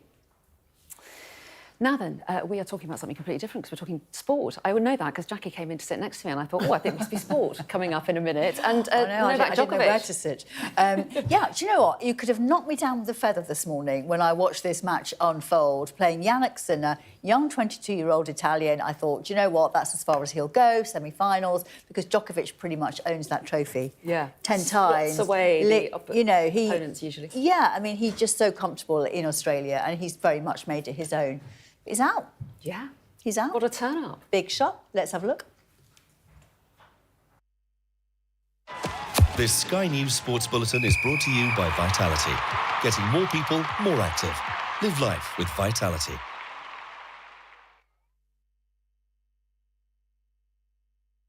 Well, Stuart, it's been a few months now since the end of what was an incredible Ashes series. How are you adjusting now to life after playing cricket? Yeah, really enjoying it. You know, I think ultimately finishing on my own terms was really important for me, and I knew that I wanted to finish bowl my last ball playing for England. England versus Australia was a major pinnacle for me in Ashes cricket, and it was such a exciting and exhilarating series that I almost got to the stage where I don't know if it gets any better than this, really. So yeah, it was great to be able to sort of make the decision on my own, finish on my own terms, and I don't think it will really properly hit me until the Test team play again and Jimmy Anderson and Ben Stokes are walking out with an England cap on in their whites. I think that might sort of feel real that I won't ever do that again. But no, at the moment I've got no regrets and feel really happy. In the book you spoke about the fact that retirement only really came to you during the Old Trafford tests. So you came to a massive decision quite quickly. Yeah, within 10 days I think. So yeah, it was pretty stressful. You know, ultimately, anytime you walk away from something you love, it's really difficult, and I was loving playing cricket. I was loving working under Stokesy and Baz. It was great fun. I didn't feel much pressure. The communication was really good, and I was bowling really well and felt fit. So a lot of those things would say, carry on playing, and I honestly felt like I could do another couple of years, but I kept sort of bringing myself back to what's my next Everest, what's my next major challenge. I always need a challenge because I've got this goal to always continuously improve. I need something to charge towards and chase. And whenever I've written down in my whole career what's my next Everest, bang, within 30 seconds I've written down and I know what to target. And I just couldn't quite nail something down. So I think that ultimately told me that it was the right time to move and try something different. The next Ashes 2 years away. Would that have felt too far when you were making that decision a few months ago? No, I think I'd still be fit and fresh to play, but I know that a young family played a part as well. You know, Annabella's turning 1. The travels a lot in international cricket, and the young years are so valuable. Ultimately, I'm 37. Next Ashes be 39, and although I still feel like I'd be able to play, I didn't want to sacrifice some sort of memories and special moments I could share with my family up until then, and because you have to dedicate your life to playing for England, you have to dedicate everything to it, and you know, I'd done that for 17 years, and you know, it's time to still feel very focused on a career, but spend a bit more time at home. This Sky News Sports Bulletin is brought to you by Vitality. Still to come here on The Breakfast Show, got lots for you, including preparations are underway around the world for events to mark Holocaust Memorial Day. We're going to be speaking to a survivor.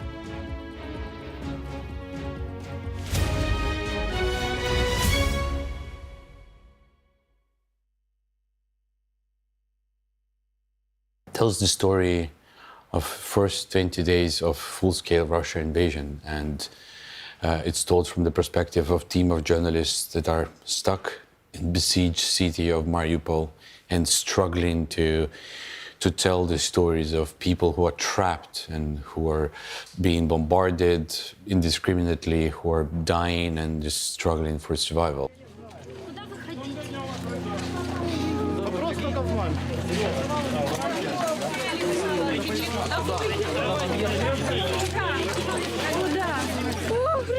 Выбили, куда дальше, куда садиться?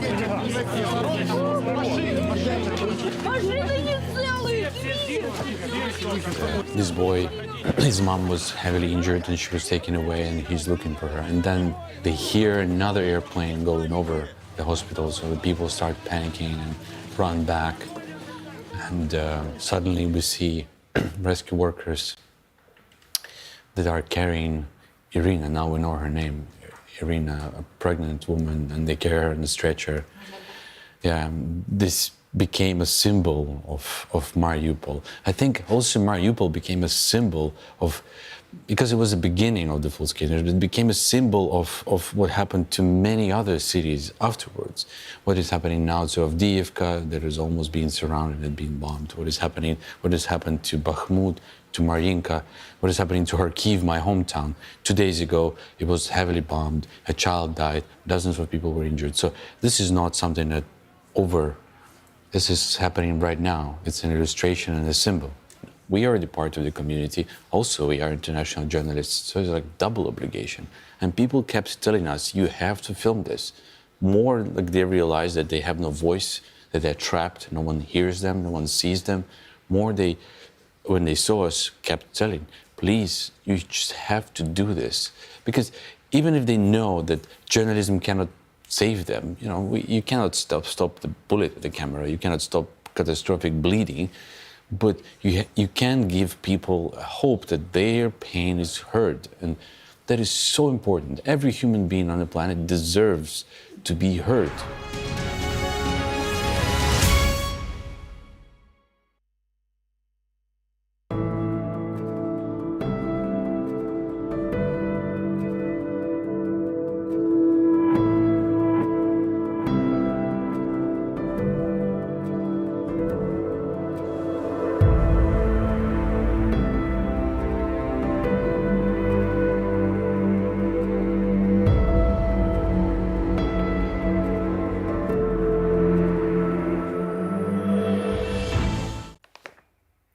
Now, events will be held around the UK and the world tomorrow, marking Holocaust Memorial Day. It honours and remembers the millions of people murdered during the Holocaust by the Nazis and in more recent genocides. Well, here with me this morning are Holocaust survivor Mala Tribich and Karen Pollock, who's Chief Executive of the Holocaust Educational Trust. So thank you both so much for coming in. We really appreciate it. And Mala, I want to hear a little bit about your story because it is extraordinary. Take us back to the beginning. You were born in Poland, weren't you? But your life changed dramatically when you were just 9 years old. That's right. Well, I wasn't 9 years old yet. I was reaching my 9th birthday, but I was a little bit off. And yes, everything changed very dramatically. We were the first town to have a ghetto, the first town in Europe to have a ghetto, and by within 2 months of the war, by the 1st of November 1939, we had already been driven out of our homes and into ghetto wards. And what was it like living in that ghetto? Do you remember ghetto? it? Well, for one thing, it was quite overcrowded, but they also annexed quite a chunk on that side, or on that border. We lived our town was quite near the German border. And so they annexed a lump, and all the Jews had to move out. A lot of them found their way into our ghetto. So it became really very badly overcrowded. And that caused a lot of illnesses and epidemics. And so eventually it came down to 24,000 in the ghetto. Although we originally were only 15,000, these were all new people, you know, from all around who joined us. And you lived through many appalling events. Your members of your family were murdered, your mother and your sister. Yes. You became a slave labourer. That's you were right. taken to one concentration camp, and then, not too long afterwards, you were then transferred, weren't you? You went Yes. to Bergen-Belsen. Tell us a little bit about what that was like. Well, one needs to know that at that time was towards the end of the war, although I didn't know it at the time. And all the German concentration camps in Poland were being sort of emptied, and they were marching people. Initially, they were going by train, but afterwards they marched, and they were called the death marches. And the camps in Germany became terribly overcrowded. So when we arrived, I went there from Ravensbrück. And, well, first of all, they didn't have room for us. So we spent the night in a very big tent, enormous tent. And there were all different nationalities, different languages spoken. It was quite a shock. And then the next day they took us into the camp. And I'll just describe very briefly the scene that sort of hit us. The first thing that you felt was the smell and the smog. And I can explain why it was there. The smog was from burning bodies. They couldn't get rid of the bodies quickly enough. And they were burning them, and they were putting them into big holes, and it was just all chaotic. Everything was breaking down. And then there were people there that we saw, but they were like skeletons.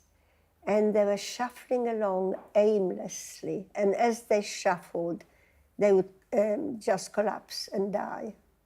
And so there were dead bodies all over the place, and piles of dead bodies, and piles of decaying bodies. It was really horrific. And then, do you want me to go on? Yes, I do, and I know as well. I mean, unbelievably appalling, and the fear you must have lived with must have been horrendous. But you remember as well the moment that the camp was liberated. Is that right? Yes, but I can tell you that we had a great bit of luck. I was actually looking after my then 7-year-old cousin, but I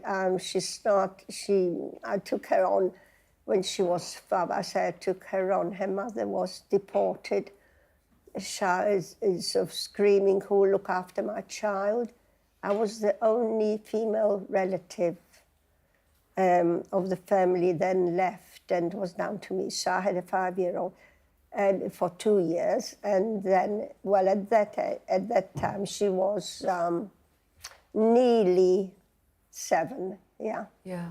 But, I probably should move on, but there's so many stories that we could talk to you for hours, because it is extraordinary what you lived through. And it's very good to have you here today. Yeah.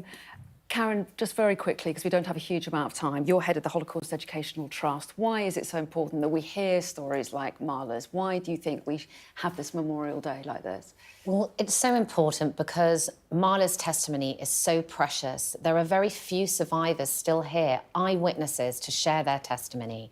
Marla shares her testimony throughout the country, going into schools and companies, and she leaves this indelible mark. People will never forget what she went through. And you've heard a really brief summary, but her story is devastating, yet here is this remarkable woman determined to keep on. But why should we remember? Because the fact is that what led to the Holocaust was anti-Semitism that people felt they could somehow ignore, or that it didn't matter. And it's not something that is just historic. It's not just something that happened then. We're seeing a rise in anti-Semitism today, post the October the 7th massacre, and there's a fear and a nervousness that we've not learnt those lessons. OK, really important points made by both of you. We really appreciate your time. Thank you both so much for coming in. Thank you. Top stories up next.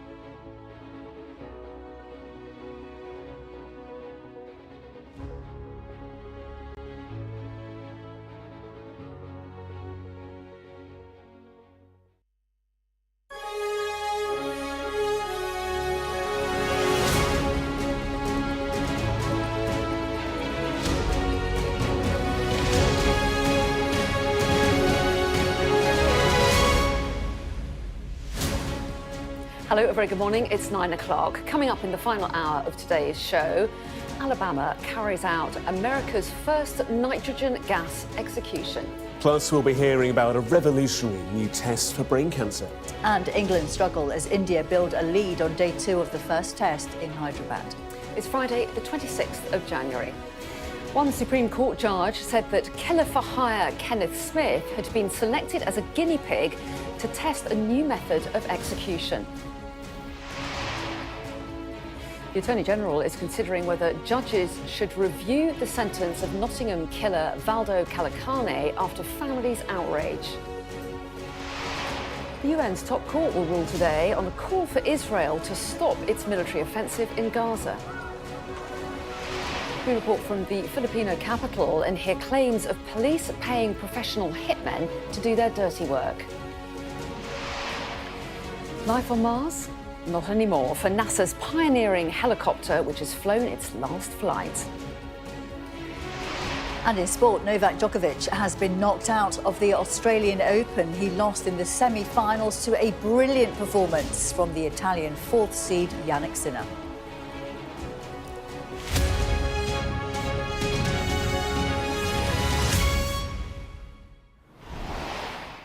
Hello, a very good morning and welcome to Sky News Breakfast. The US state of Alabama has carried out the country's first execution using nitrogen gas. One Supreme Court judge said that killer-for-hire Kenneth Smith had been selected as a guinea pig to test a new method of execution. Our US correspondent Martha Kellner reports, and her story contains details of how Smith died. In a small town in rural Alabama, this man, Kenneth Eugene Smith, died in a way no human being ever has. He was executed using nitrogen gas, an untested method, he a human guinea pig. Strapped to a gurney with a mask placed over his face, state experts claimed he'd be unconscious in 40 seconds. But witnesses say Smith writhed and thrashed for between 2 and 4 minutes and breathed heavily for another 5. What we saw was minutes of someone struggling for their life. We saw minutes of someone heaving back and forth. We saw spit. We saw all sorts of stuff from his mouth develop on the mask. We saw this mask tied to the gurney and him ripping his head forward over and over and over again. The state of Alabama, nevertheless, hailed it a success. He struggled against his restraints a little bit, but there's some involuntary movement and some agonal breathing, so that was all expected and is in the side effects that we've seen or researched on nitrogen hypoxia. His lawyers' last-minute appeal to stop the execution was denied. They had argued this was a cruel and unusual punishment. Smith had already endured a botched attempt at a lethal injection. In 2022, an executioner tried unsuccessfully for 4 hours to find a vein. This and several other failed lethal injections, the state of Alabama says, necessitates finding a new method. In his final statement, Smith said, "Tonight, Alabama caused humanity to take a step backward. I'm leaving with love, peace and light. Thank you for supporting me. Love all of you." It was in 1988 that Smith killed Elizabeth Sennett, paid $1,000 by her husband, a pastor, to be a hitman. 34 years later, as the curtain closes on Smith, a new frontier potentially for how America executes its death row prisoners. Martha Kellner, Sky News. Yeah, and it's one of those stories that's going to prompt a huge amount of debate, isn't it? Not least because of the method. Very much so. We heard from one of the witnesses who said that Kenneth Smith convulsed. We heard from the Attorney General who said that Alabama had achieved something historic. We heard from the victim's family who said it was a bittersweet day and they were glad it's over. We will very much follow that closely throughout the course of the day. Now then, the Attorney General in the UK is considering whether judges should review the sentence of the Nottingham triple killer Valdo. The victim's parents have expressed anger that the paranoid schizophrenic was handed a hospital order rather than a prison sentence and criticised police for missing chances to stop a murder. To the Assistant Chief Constable, Rob Griffin, who finally released this information publicly yesterday, I say this: you have blood on your hands. if you had just done your jobs properly, there's a very good chance my beautiful boy would be alive today. Rob's here for more on this. And Rob, talk to us about this potentially fairly lengthy process the Attorney General is now facing. 4 weeks. Yeah, 4 weeks is the deadline within which the Attorney General and the law officers decide whether they want to refer this back to the Court of Appeal to potentially look at whether the sentence that was imposed was unduly lenient. Now, that sentence was, of course, an indefinite hospital order under the Mental Health Act. That's because the charge, which was admitted by Valdo Calicane, was manslaughter on the grounds of diminished responsibility. So it's a fairly severe and lengthy sentence within the context of that charge anyway. And it's important to remember that this is about the sentence, it's not about the charge. And you have to think what would be relevant is that within some of the sentencing remarks from Mr. Justice Turner, there was reference to a number of psychiatric reports that all agreed that Valdo Calicane was not of sound mind when these killings happened. Of course, we've heard from family members that are not happy with the charge, but also not happy that they feel like they were sort of railroaded into accepting that this manslaughter charge was going to be pursued rather than the murder charge. I think separate to that as well is there are still ongoing questions about the interaction that Valdo Calicane had with public authorities in the run-up to these killings. He's someone that had had interactions with the police. There was an outstanding arrest warrant when he was arrested for these killings. That was against his name as well. He had a history of being known for not taking medication for his paranoid schizophrenia as well. So I think that is why we have heard calls for a public inquiry. As yet, Rishi Sunak and indeed the Treasury Minister you were interviewing earlier didn't seem to want to go there, but said that all of the authorities involved should clearly be looking back to see whether any lessons can be learned. Rob, thank you. Let's bring you some of the day's other news now. We'll turn to the United States first and foremost, because closing arguments are due to begin later today in the defamation case against Donald Trump. Jurors will decide whether the author, E. Jean Carroll, is entitled to more than the $5 million she was awarded last year. Trump was found to have sexually abused Carroll in a department store in the mid-1990s, something which he denies. A ballet dancer from East Lancashire has died in the United States after eating a biscuit that did not list peanuts as an ingredient. Orla Baxendale suffered severe anaphylactic shock earlier this month. The 25-year-old had moved to New York in 2018 to pursue her career. Statues of the British explorer Captain James Cook and Queen Victoria have been vandalised in Melbourne as part of protests against Australia Day. The holiday marks the beginning of British colonialisation in the late 18th century. Millions celebrate with barbecues and trips to the beach, but Indigenous Australians and growing numbers of their supporters denounce the anniversary as Invasion Day. After 72 flights over 3 years, NASA's little helicopter Ingenuity is grounded for good. The space agency announced that the 1.8-kilogram aircraft has rotor damage and is no longer usable. It's really hard to say goodbye to you. I would say thank you. Ingenuity, thank you for bringing us all together. Thank you for leading the charge in our adventure on Mars, and we will never forget you. Tributes there from those who worked with Ingenuity remotely, of course. It was the first powered aircraft to fly on another planet and lasted well beyond its expected lifespan. The plucky little chopper hitched a ride to Mars in 2021 with NASA's Perseverance rover. A tribute on Perseverance's X account reads, "The souls won't be the same without the little Mars helicopter. Thanks, Ingenuity, for being my partner in exploration from the very beginning." And if you didn't know already, a sol is a solar day on Mars. I didn't know that. I didn't know that all. And I'm going to test what you do and don't know now, because I'm going to try and win Jackie over to the world of science. How much do you think that helicopter alone cost? £3 billion. There's always one, isn't there? There's always one. I'd say it's more in the millions. $85 million. I was close. Yeah, close enough. A rounding error, as they say. And how long do you think it takes for the signal to get between the helicopter and Earth in minutes? I'm going to confine you to minutes. 4. 60. 11 minutes, because it's 178 million miles between the two. So the helicopter had to operate on its own accord. It had to do everything automatically because they couldn't actually control it from here because it would take so long. And what did it find out? It found out what Mars looked like for the rover that was operating beneath it. And also just the fact that it managed to operate so well was kind of a test that they wanted to carry out, wasn't it? Because they weren't sure whether the atmosphere was going to be... It's 100 times thinner than the air we're breathing now. So was that enough to get lift from the helicopter? Its blades spun at 40 times a second. That's me. I'm done with facts now. That's all I've got. All that good work, facts. and now it's dead. All we think is that it shouldn't have been called Ingenuity. It should have been called Plucky Little Chopper. Plucky Little Chopper. Because we like that. Good. Well done, Ingenuity. Now then, the UN's top court today will rule on a call for Israel to stop its military offensive in Gaza.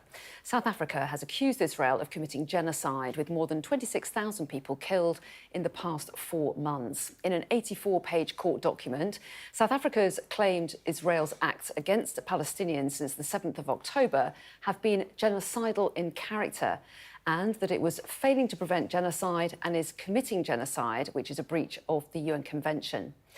South Africa has called on the International Court of Justice to issue measures ordering Israel to immediately suspend military operations in Gaza. Israel argues it's acting in self-defence against what it calls a genocidal threat to its existence from Hamas. Yusra El-Brigir reports now from Johannesburg. South Africa is not alone in drawing attention to Israel's genocidal rhetoric. But South Africa is leading the charge. The country launched a genocide case against Israel at the International Court of Justice and called for interim measures to be upheld by the court, including a ceasefire and increased humanitarian aid to Gaza. A judgment on these measures is expected shortly, but celebrations started on Palestinian soil as soon as their case had been argued at The Hague, at the feet of the Nelson Mandela statue in Ramallah. And here in South Africa, under the gaze of its founding father, the solidarity runs deep. South African liberation has long been linked to Palestinian resistance, spearheaded by Nelson Mandela. And even after the end of South African apartheid in 1994, he's famously quoted as saying, "Our freedom is incomplete without the freedom of the Palestinians." Anti-apartheid veteran Reverend Frank Chikani has just come back from the West Bank and says he saw stark parallels with apartheid South Africa. So it has been perfected. It's on the basis of racial discrimination. The laws are graded.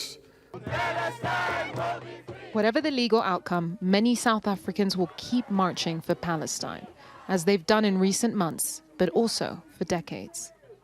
Outrage has given way to cautious anticipation with the ruling imminent. It is a remarkable moment in thinking about this. South Africa's really pushed the law to its limits. Whichever way the court rules, South Africa versus Israel will go down as a landmark case. Win or lose, a precedent has been set. Yusra El-Brigir, Sky News, Johannesburg. Well, let's cross live to The Hague now. Our international affairs editor, Dominic Waghorn, is there for us. And Dominic, what is Israel saying about this, and how significant a day could this be for them? Well, it's a hugely significant day, not just for Israel, but also for America and other allies like Britain and others who support Israel diplomatically and militarily. It's also a huge day for international justice, as there's a huge amount at stake here.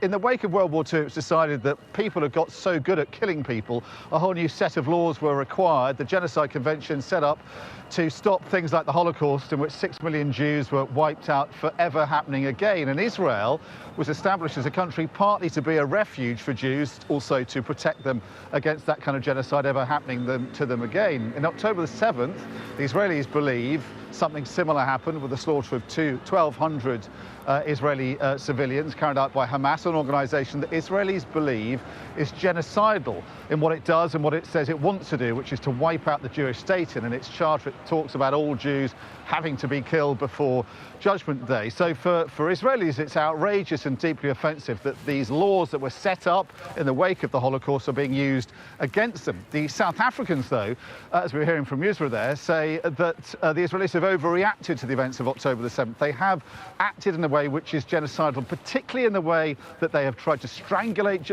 Gaza, kill so many Palestinians, but also what they've said openly genocidal inciting in terms of what the South Africans believe, right up to the highest level of office. The Israeli Prime Minister Benjamin Netanyahu accused 2 weeks ago by South Africa's advocates in the International Courts of Justice of saying things which are genocidal. And I think that the weight of legal opinion is that possibly the South Africans said enough 2 weeks ago to make a plausible case that genocide is possibly being conducted in Gaza. And that's how judges have to rule. They can decide about finally whether genocide is being conducted by the Israelis, and that could take years. But if they think there's a possibility that it's plausible that genocide is happening in Gaza, then they will have to issue a provisional ruling today to try and restrain Israel. And as I say, I think that the weight of legal opinion is possibly South Africa has persuaded judges that could be the case. Now, the question is, what do the judges do? Do they then declare and order Israel to cease all hostilities? If they do, Hamas has actually said overnight it would also comply with a ceasefire, even though it is not bound by the outcome of today. This is specifically about Israel. Or the judges might fall short of that. They may say that a lot more humanitarian assistance needs to go into Gaza, or more, possibly investigators have to go in and work out whether genocide is happening there. Then Israel has to decide whether it complies with the court itself. The court doesn't have any powers of enforcement. If Israel doesn't, then it could be referred to the UN Security Council, and then America could use its veto to support Israel, in which case it gets very complicated for Israel and for America and for other allies. So for all those reasons, this is a hugely important historic ruling we're going to hear later, which has, I think, implications for Israel, for America, for allies, and the whole concept of international justice. OK, well, I know you'll be covering it today as it happens, but for the moment, Dominic, thanks very much indeed. Let's just bring you some breaking news now. We understand that the King has arrived at a hospital in London this morning. So let's just show you the latest pictures of King Charles departing Clarence House a short time ago. We can bring those to you in just a second. But as we look at them, there they are. Our royal correspondent Laura Bundock can join us now. So, Laura, what can you tell us about this? Well, we know and we've seen there the King leaving Clarence House's London residence earlier this morning, a few moments ago, and then he was also spotted arriving at a private London hospital. Now, what we do know is that he is due to have this, what's been described as a corrective procedure, after he had been treated for an enlarged prostate. We know his condition is said to be benign, but this corrective procedure would mean he would have to be admitted to hospital and stay in for a short while. And as a result of that, he has been unable to carry out any of his planned engagements so far this year, and that he will require a short period of recuperation following the procedure. Now, we last saw him on Christmas morning. On Christmas morning, certainly he was at Sandringham, where he attended the traditional royal Christmas Day service there. Look, what we do know is that he is due to have this procedure, as I say. It's for treatment for this enlarged prostate. It was his decision to go public with his diagnosis.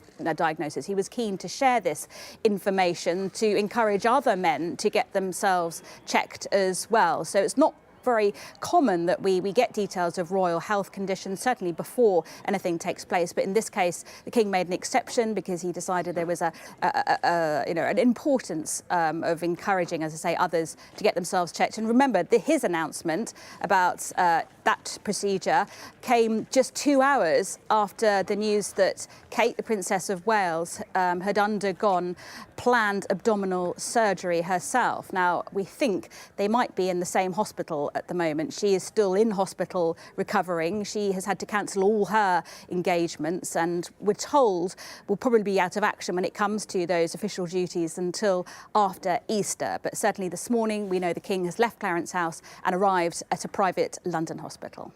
OK, Laura, I know you'll keep us up to date if there are any developments, but for the moment, thanks very much indeed. And it was so interesting, wasn't it, that the King approved this statement to say that he was going to have this treatment. And if you wanted to raise awareness, he certainly did that, because I was just looking at some of the figures that NHS England has said that the page on the NHS website where people were looking up enlarged prostate got over 26,000 visits in just 48 hours. That was up from about 1,000 the week before. So it did really generate some He's such an public influencer. interest. I mean, all the royals are such influencers, aren't they? absolutely. And it's great because people could be suffering in silence because it's embarrassing. It's just, it's an embarrassing thing to go talk to your doctor about, or if you've got to have an exam, that's, could be deemed as embarrassing. But I was just looking up, it's quite serious if they have to operate on it. It's quite severe, enlarged prostate, if they have to operate. Because normally they'll just tell you, drink less alcohol, caffeine, fizzy drinks, and limit your intake of artificial sweeteners. Oh, that's interesting, yeah. It strikes me that if the royal family wants to continue to exist in its current form and format, the way to do that is to be more relatable, to be closer to the people. The very obvious way to do that is to share the commonalities between people. And at the end of the day, we all have sicknesses, we'll have illnesses, we'll have things that go wrong. And this historic image of the royal family kind of blue blood and stuff, it was, get rid of that fallacy, appear more human. And he's done that because at the end of the day, 1 in 3 men over the age of 50 will have some similar issue. And it's been reflected in the number of people going to the NHS website. Yeah, absolutely. So the King arriving at a hospital this morning, we don't yet know if this is him checking in for his treatment or not. We'll wait and see if we get any kind of clarification later in the day. Lots more to come here on The Breakfast Show. I'm asking a question. Will new post-Brexit import rules be a problem for flower lovers this Valentine's Day? And the 7-figure bonus that was meant for this Spider-Man star, but it went to someone else. We'll explain how.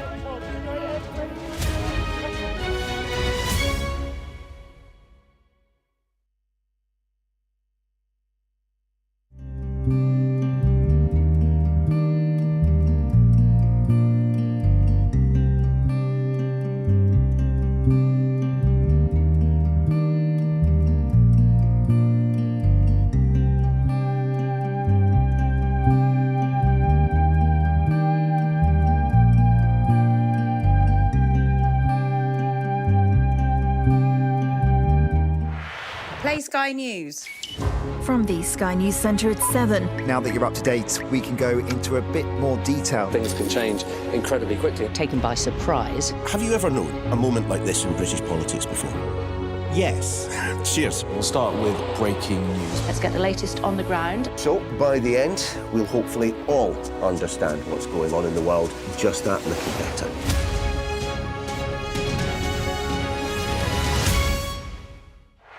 I'm Inzamam Rashid and I'm Sky's North of England correspondent, telling stories from this culturally rich region I call home. If the Taliban found your family, what would happen? I think they're just going to straight away execute them. There are issues of racism in all levels of cricket. I was on the balcony a couple of times. I was nearly gone. Football is a joy to watch. When people are disappointed, you can feel the hate. I've always tried to put people at the heart of the story, like hearing from young women who've been spiked via injections. I just felt physically sick. That's really in my system. Men, they want to force you doing something which you don't want to do, just because you're homeless. We give a voice to communities often unheard and unserved from a region with a distinct history and global impact.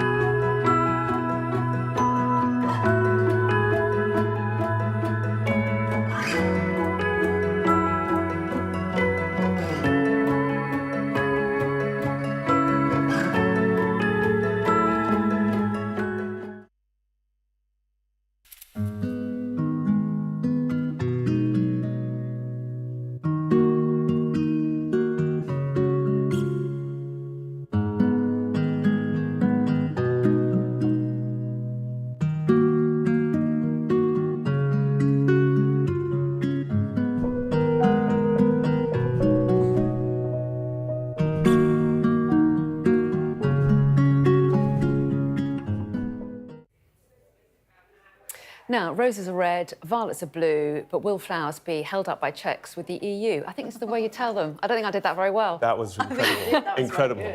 Oh, thanks. You did. Anyway, as we head towards Valentine's Day, the government's under pressure to guarantee that there won't be a shortage of roses as new UK import rules take effect. Well, let's find out what Amy Frank thinks. She knows more about this than most of us. She owns the AA Moore and Son florist in Leicester. And as you can see, she joins me now. It looks absolutely beautiful behind you there. A lovely array of flowers you've got, Amy. Thanks so much for talking to us. So a series of changes to flower and plant imports are coming in this month as a result of these post-Brexit rules. So what do they mean for you? It means lots more costs are involved. Flowers are likely to be delayed, and when we're dealing with perishable goods, time is a big factor. So it's going to be quite a struggle for us to adapt to this new way. So it could mean hold-ups, you think, but also the way that the checks are being made. At the moment, I think they're made in garden centres, aren't they? But as I understand it, the checks will happen at the border, and so lorries will be unloaded. Is that right? Will that hold things up? Will it cause any damage? Do you have any concerns about that at all? Yeah, because flowers have a short vase life anyway, we need them to get here as soon as possible. Most things are dry packed just to limit the transportation costs. So the longer they're out of water and the longer it is till we can condition them, it's going to reduce their vase life. And also, yeah, the checks are now going to be done at the port and they're likely to take a lot longer. So what does that mean for you? What's just that you're going to struggle to have flowers that last as long? Essentially, but also things like weddings, when we have to have the blooms on a certain day to get them open just at that right time. And if they're delayed by a day or two, it's going to mean that those weddings, those big events, the flowers just won't be at the prime of what they should be.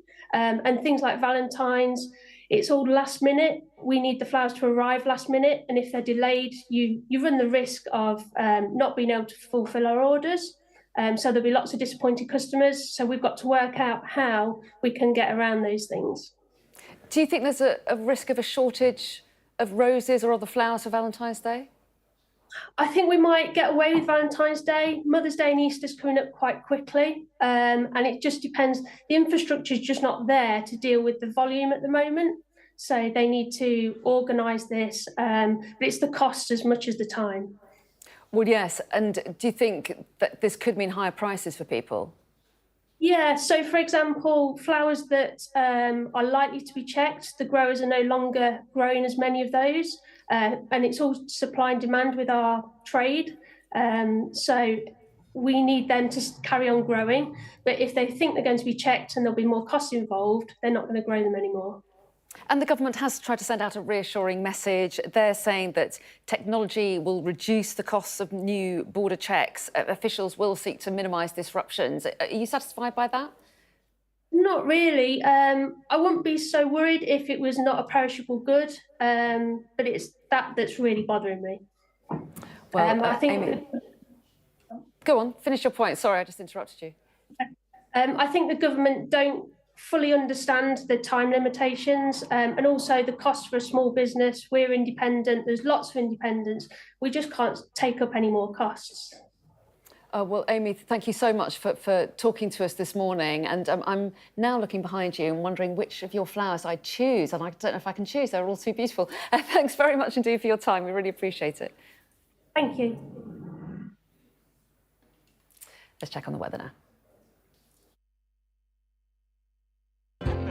Warm memories wherever you go.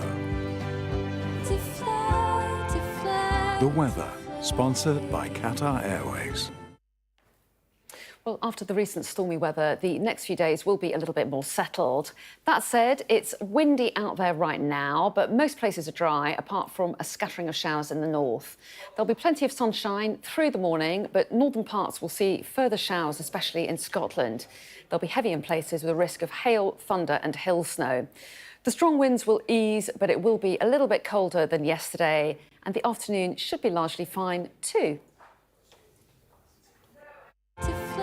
The weather, sponsored by Qatar Airways.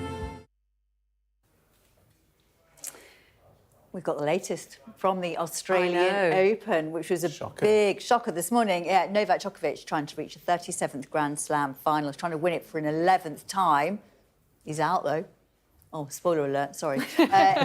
England also hunt for wickets on day 2 of the first test in India. And Bournemouth put on a 5-star show in the 4th round of the FA Cup.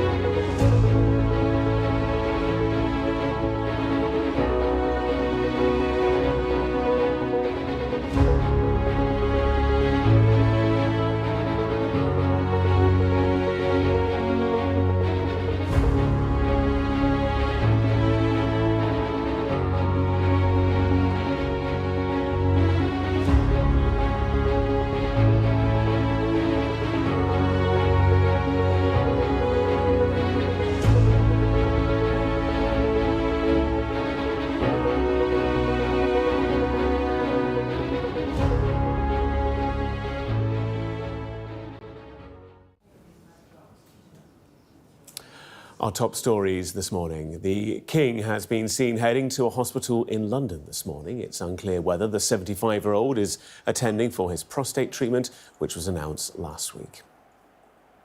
The American murderer Kenneth Smith has been executed in Alabama using the first of its kind, a method of asphyxiation with nitrogen gas. Smith's lawyers and UN human rights experts had tried to prevent it, saying the method was cruel and experimental. And the Attorney General, Victoria Prentice, is considering whether judges should review the sentence handed to Nottingham triple killer Valdo. The 32-year-old who has paranoid schizophrenia was given a hospital order rather than jail, provoking an angry response from his victims' families. UN judges at The Hague are due to rule later today on whether to order Israel to suspend its military operation in Gaza. The case, which accuses Israel of genocide, has been brought by South Africa. And after 72 flights over 3 years, NASA's Little Mars helicopter will take off no more. The first powered aircraft to fly on another planet has suffered rotor damage, having lasted well beyond its expected lifespan. Now we're going to take a closer look now at a world-first blood test that's in the works to diagnose highly dangerous types of brain cancer. The test is being developed at Imperial College London and would be much less invasive than current diagnosis methods, which involve surgery to obtain a tumour sample. Well, Dr Michelle Afif is Chief Executive of the Brain Tumour Charity and is here with me. A very good morning to you. Thanks so much for coming in. So tell us a little bit about what you know about this blood test. Well, as you said, it's very promising. Researchers are describing the development of a blood test where they would be able to identify circulating brain tumour cells, actually, in the peripheral circulation. That's quite unusual because normally you can't detect brain tumours unless you do an MRI scan and then, or a CT scan, and then a biopsy. So this is about detecting brain tumours at that earlier point, early detection and faster diagnosis. And it's also then about identifying what kind of brain tumour that might be. So you can do that from the blood test, can you? The researchers are saying that that might be a possibility, yes. That would be amazing. And presumably there are two factors here. One is speed, presumably, because a faster diagnosis presumably is only going to be good for the outcome for the patient. Yeah, so brain tumours are actually very difficult to diagnose. They're difficult to detect. They rely on people noticing what the symptoms are and then clinicians, often GPs and hospital doctors, identifying whether those people actually have something that is ordinary or actually have a brain tumour for which they need a brain scan.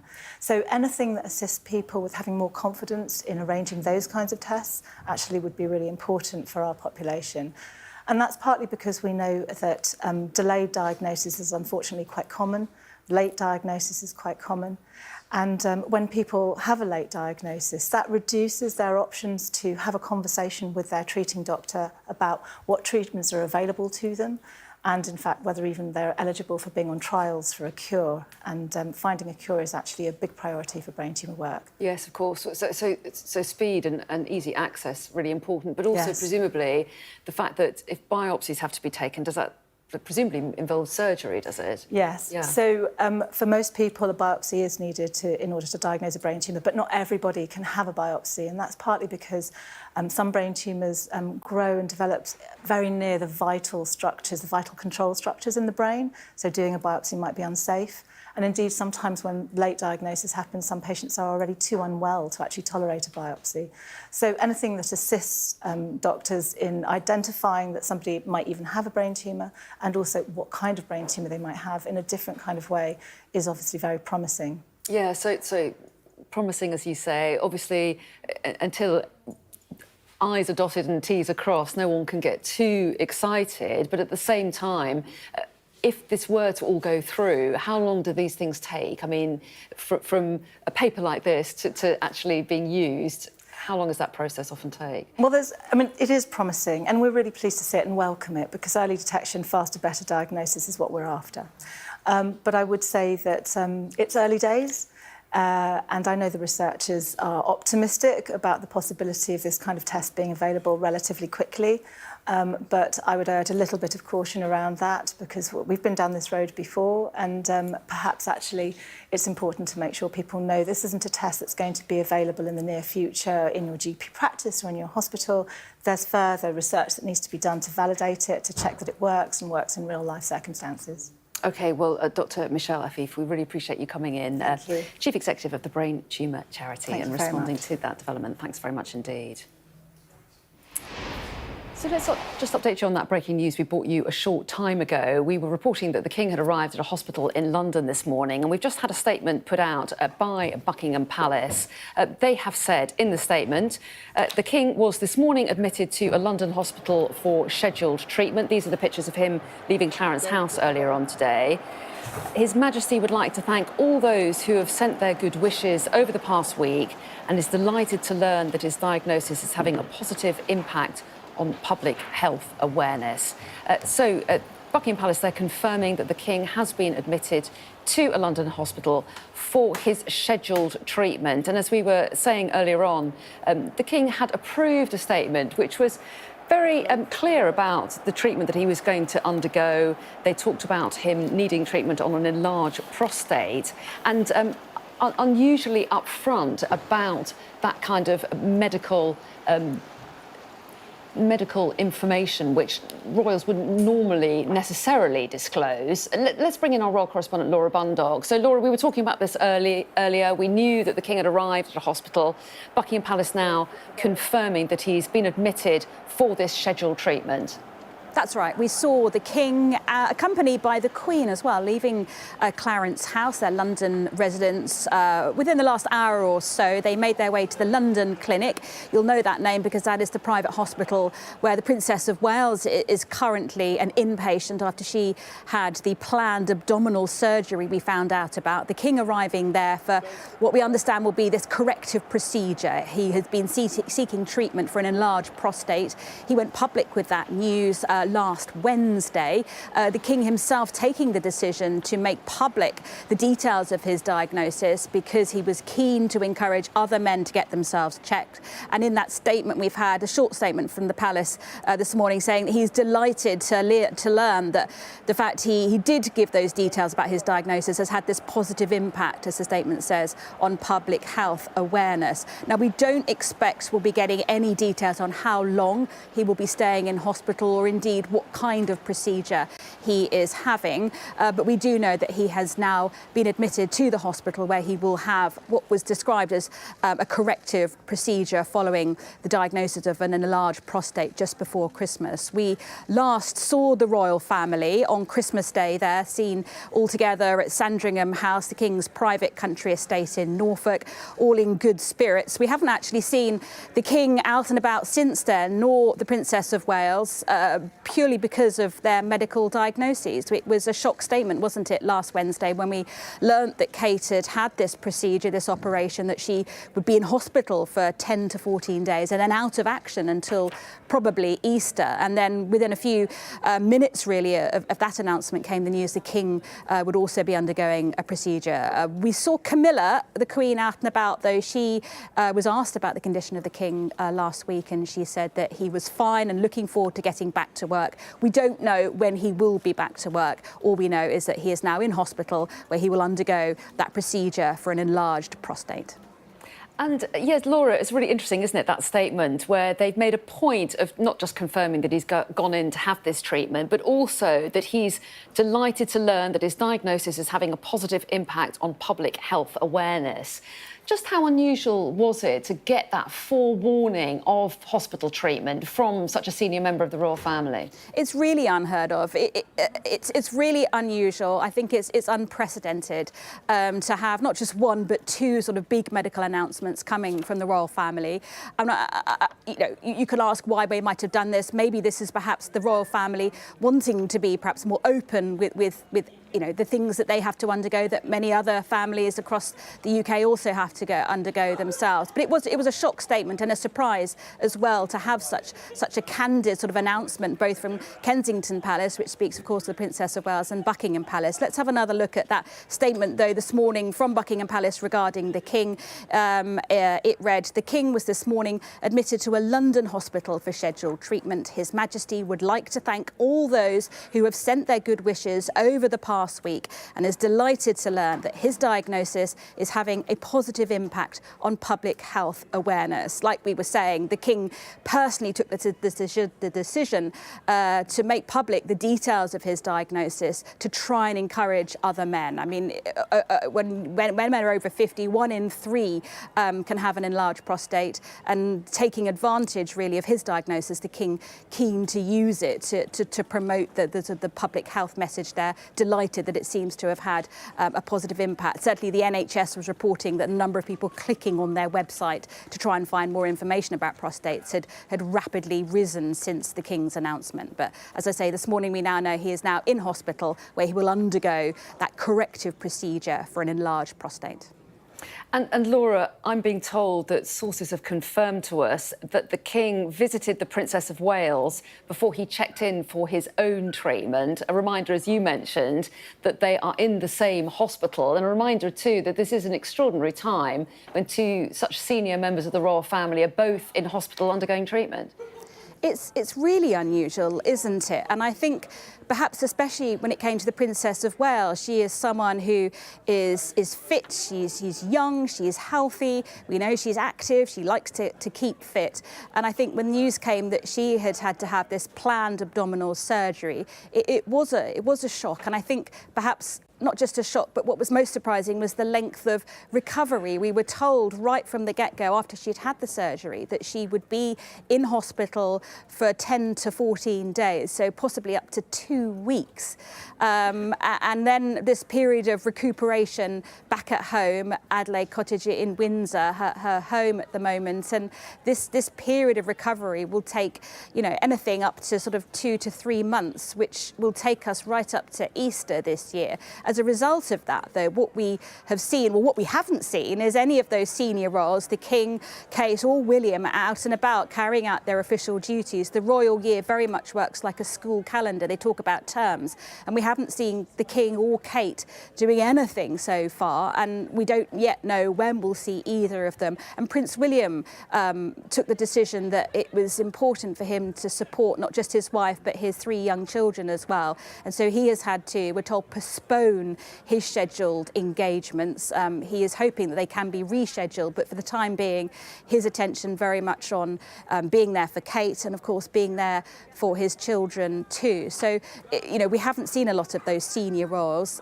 We would have expected to have seen them doing, various things, but we just simply haven't. While certainly the King and Kate, of course, recover from their health conditions. Laura, do you think there's to a degree that this potentially was scheduled for now? I'm just thinking that the Queen was typically in Sandringham for the early part of the year and generally kept a quieter calendar in January and February. Do you think there's any chance that the royal household was trying to kind of emulate that in this situation? No, because I think there are already differences. The late Queen would stay in Sandringham until the anniversary of her father George VI's death, which was early February. The King, although he stayed at Sandringham for Christmas, he didn't stay there for long, and he went to, we understand, Scotland, to one of his Scottish homes at the beginning of the new year, and that's where we understand this diagnosis may have been made, actually, or certainly the announcement of the treatment was made when he was in Scotland.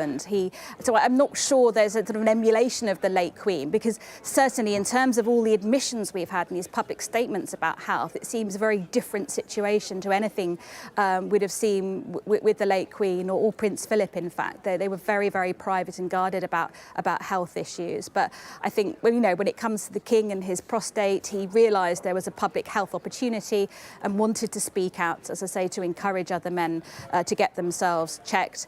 I think when it came to Kate, the fact that she would be out of action for so long, it meant that Kensington Palace had little option but to announce that she'd had the surgery, which would explain why we weren't going to be seeing her at least this side of Easter.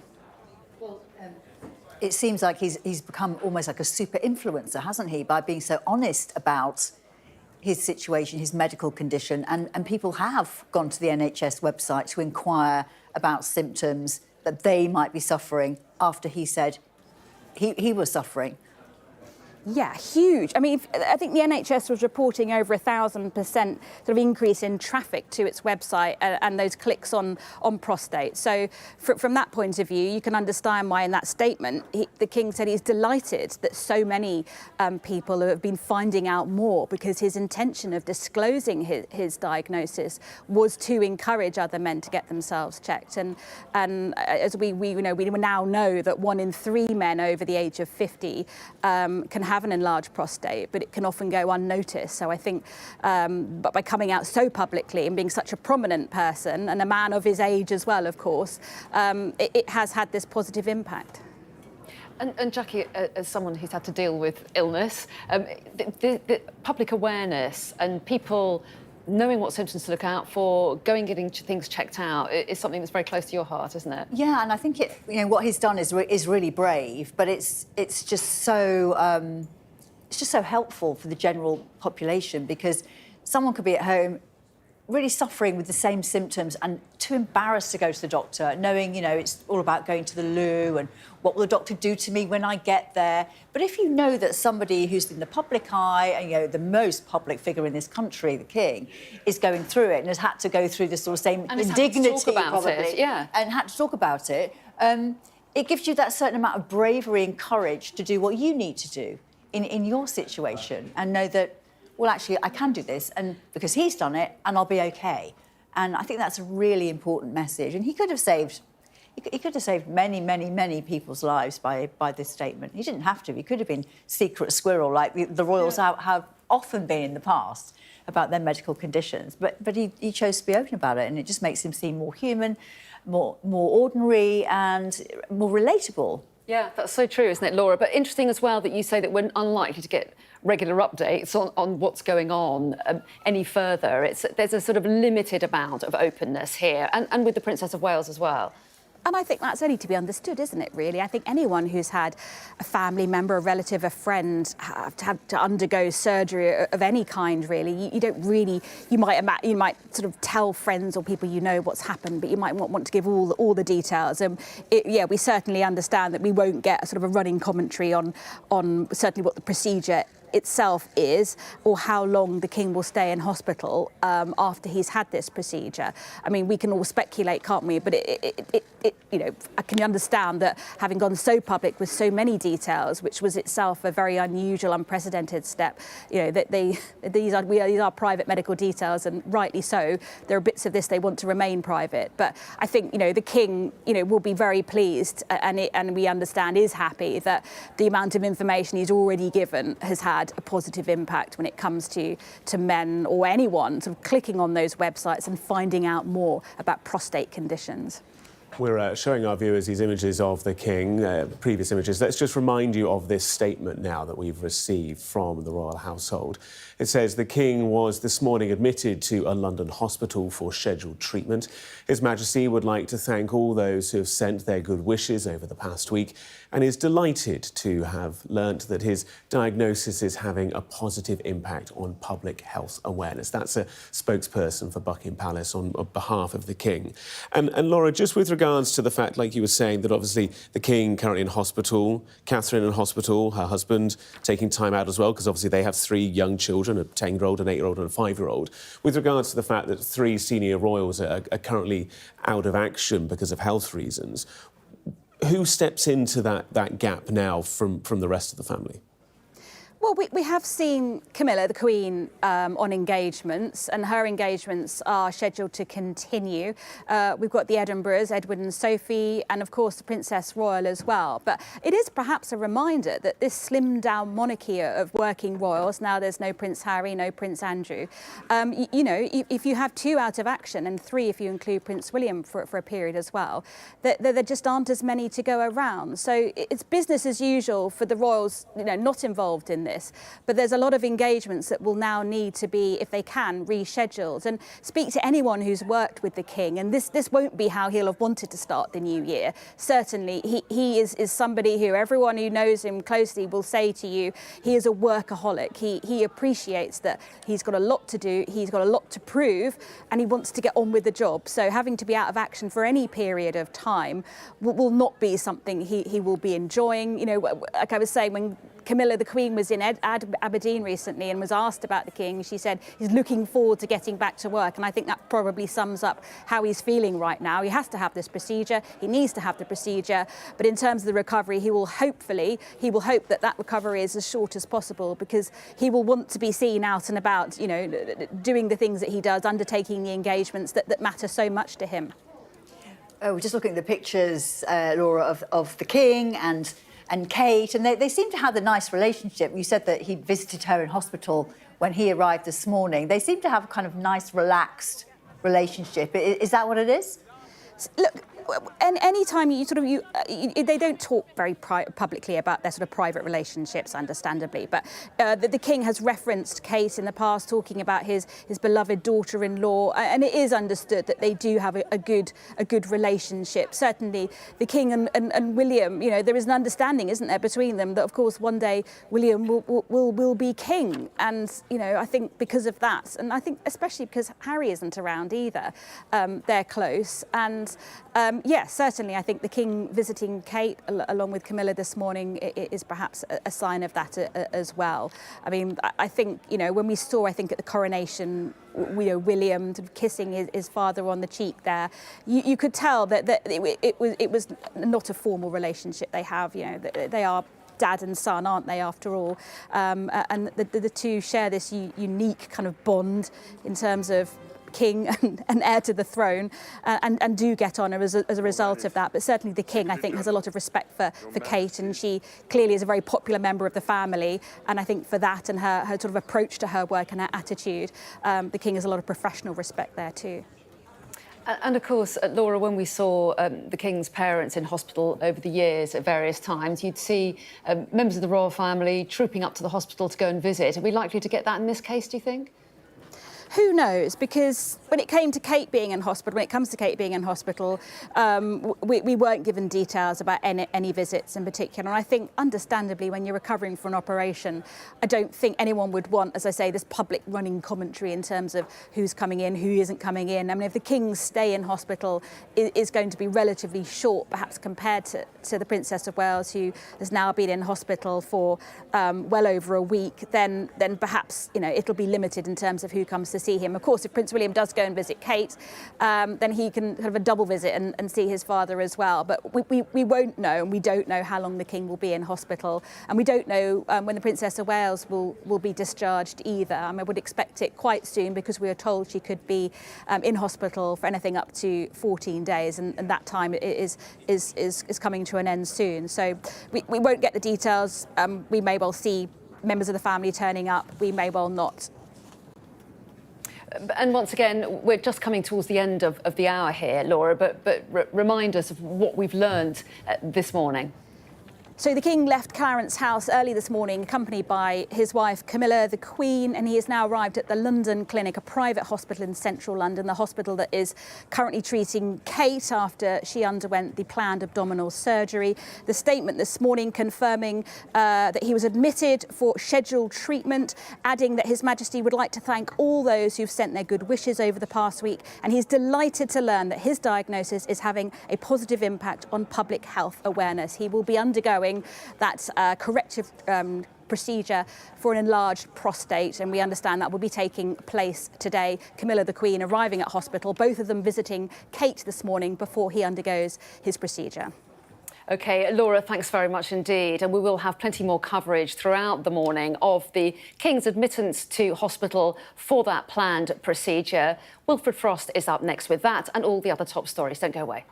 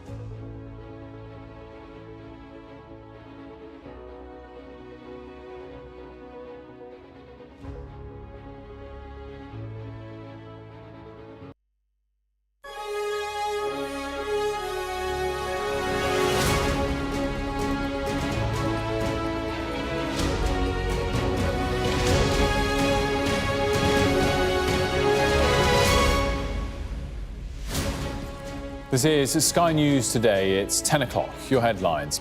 The King arrives at hospital for his operation to treat an enlarged prostate. We'll have the latest live.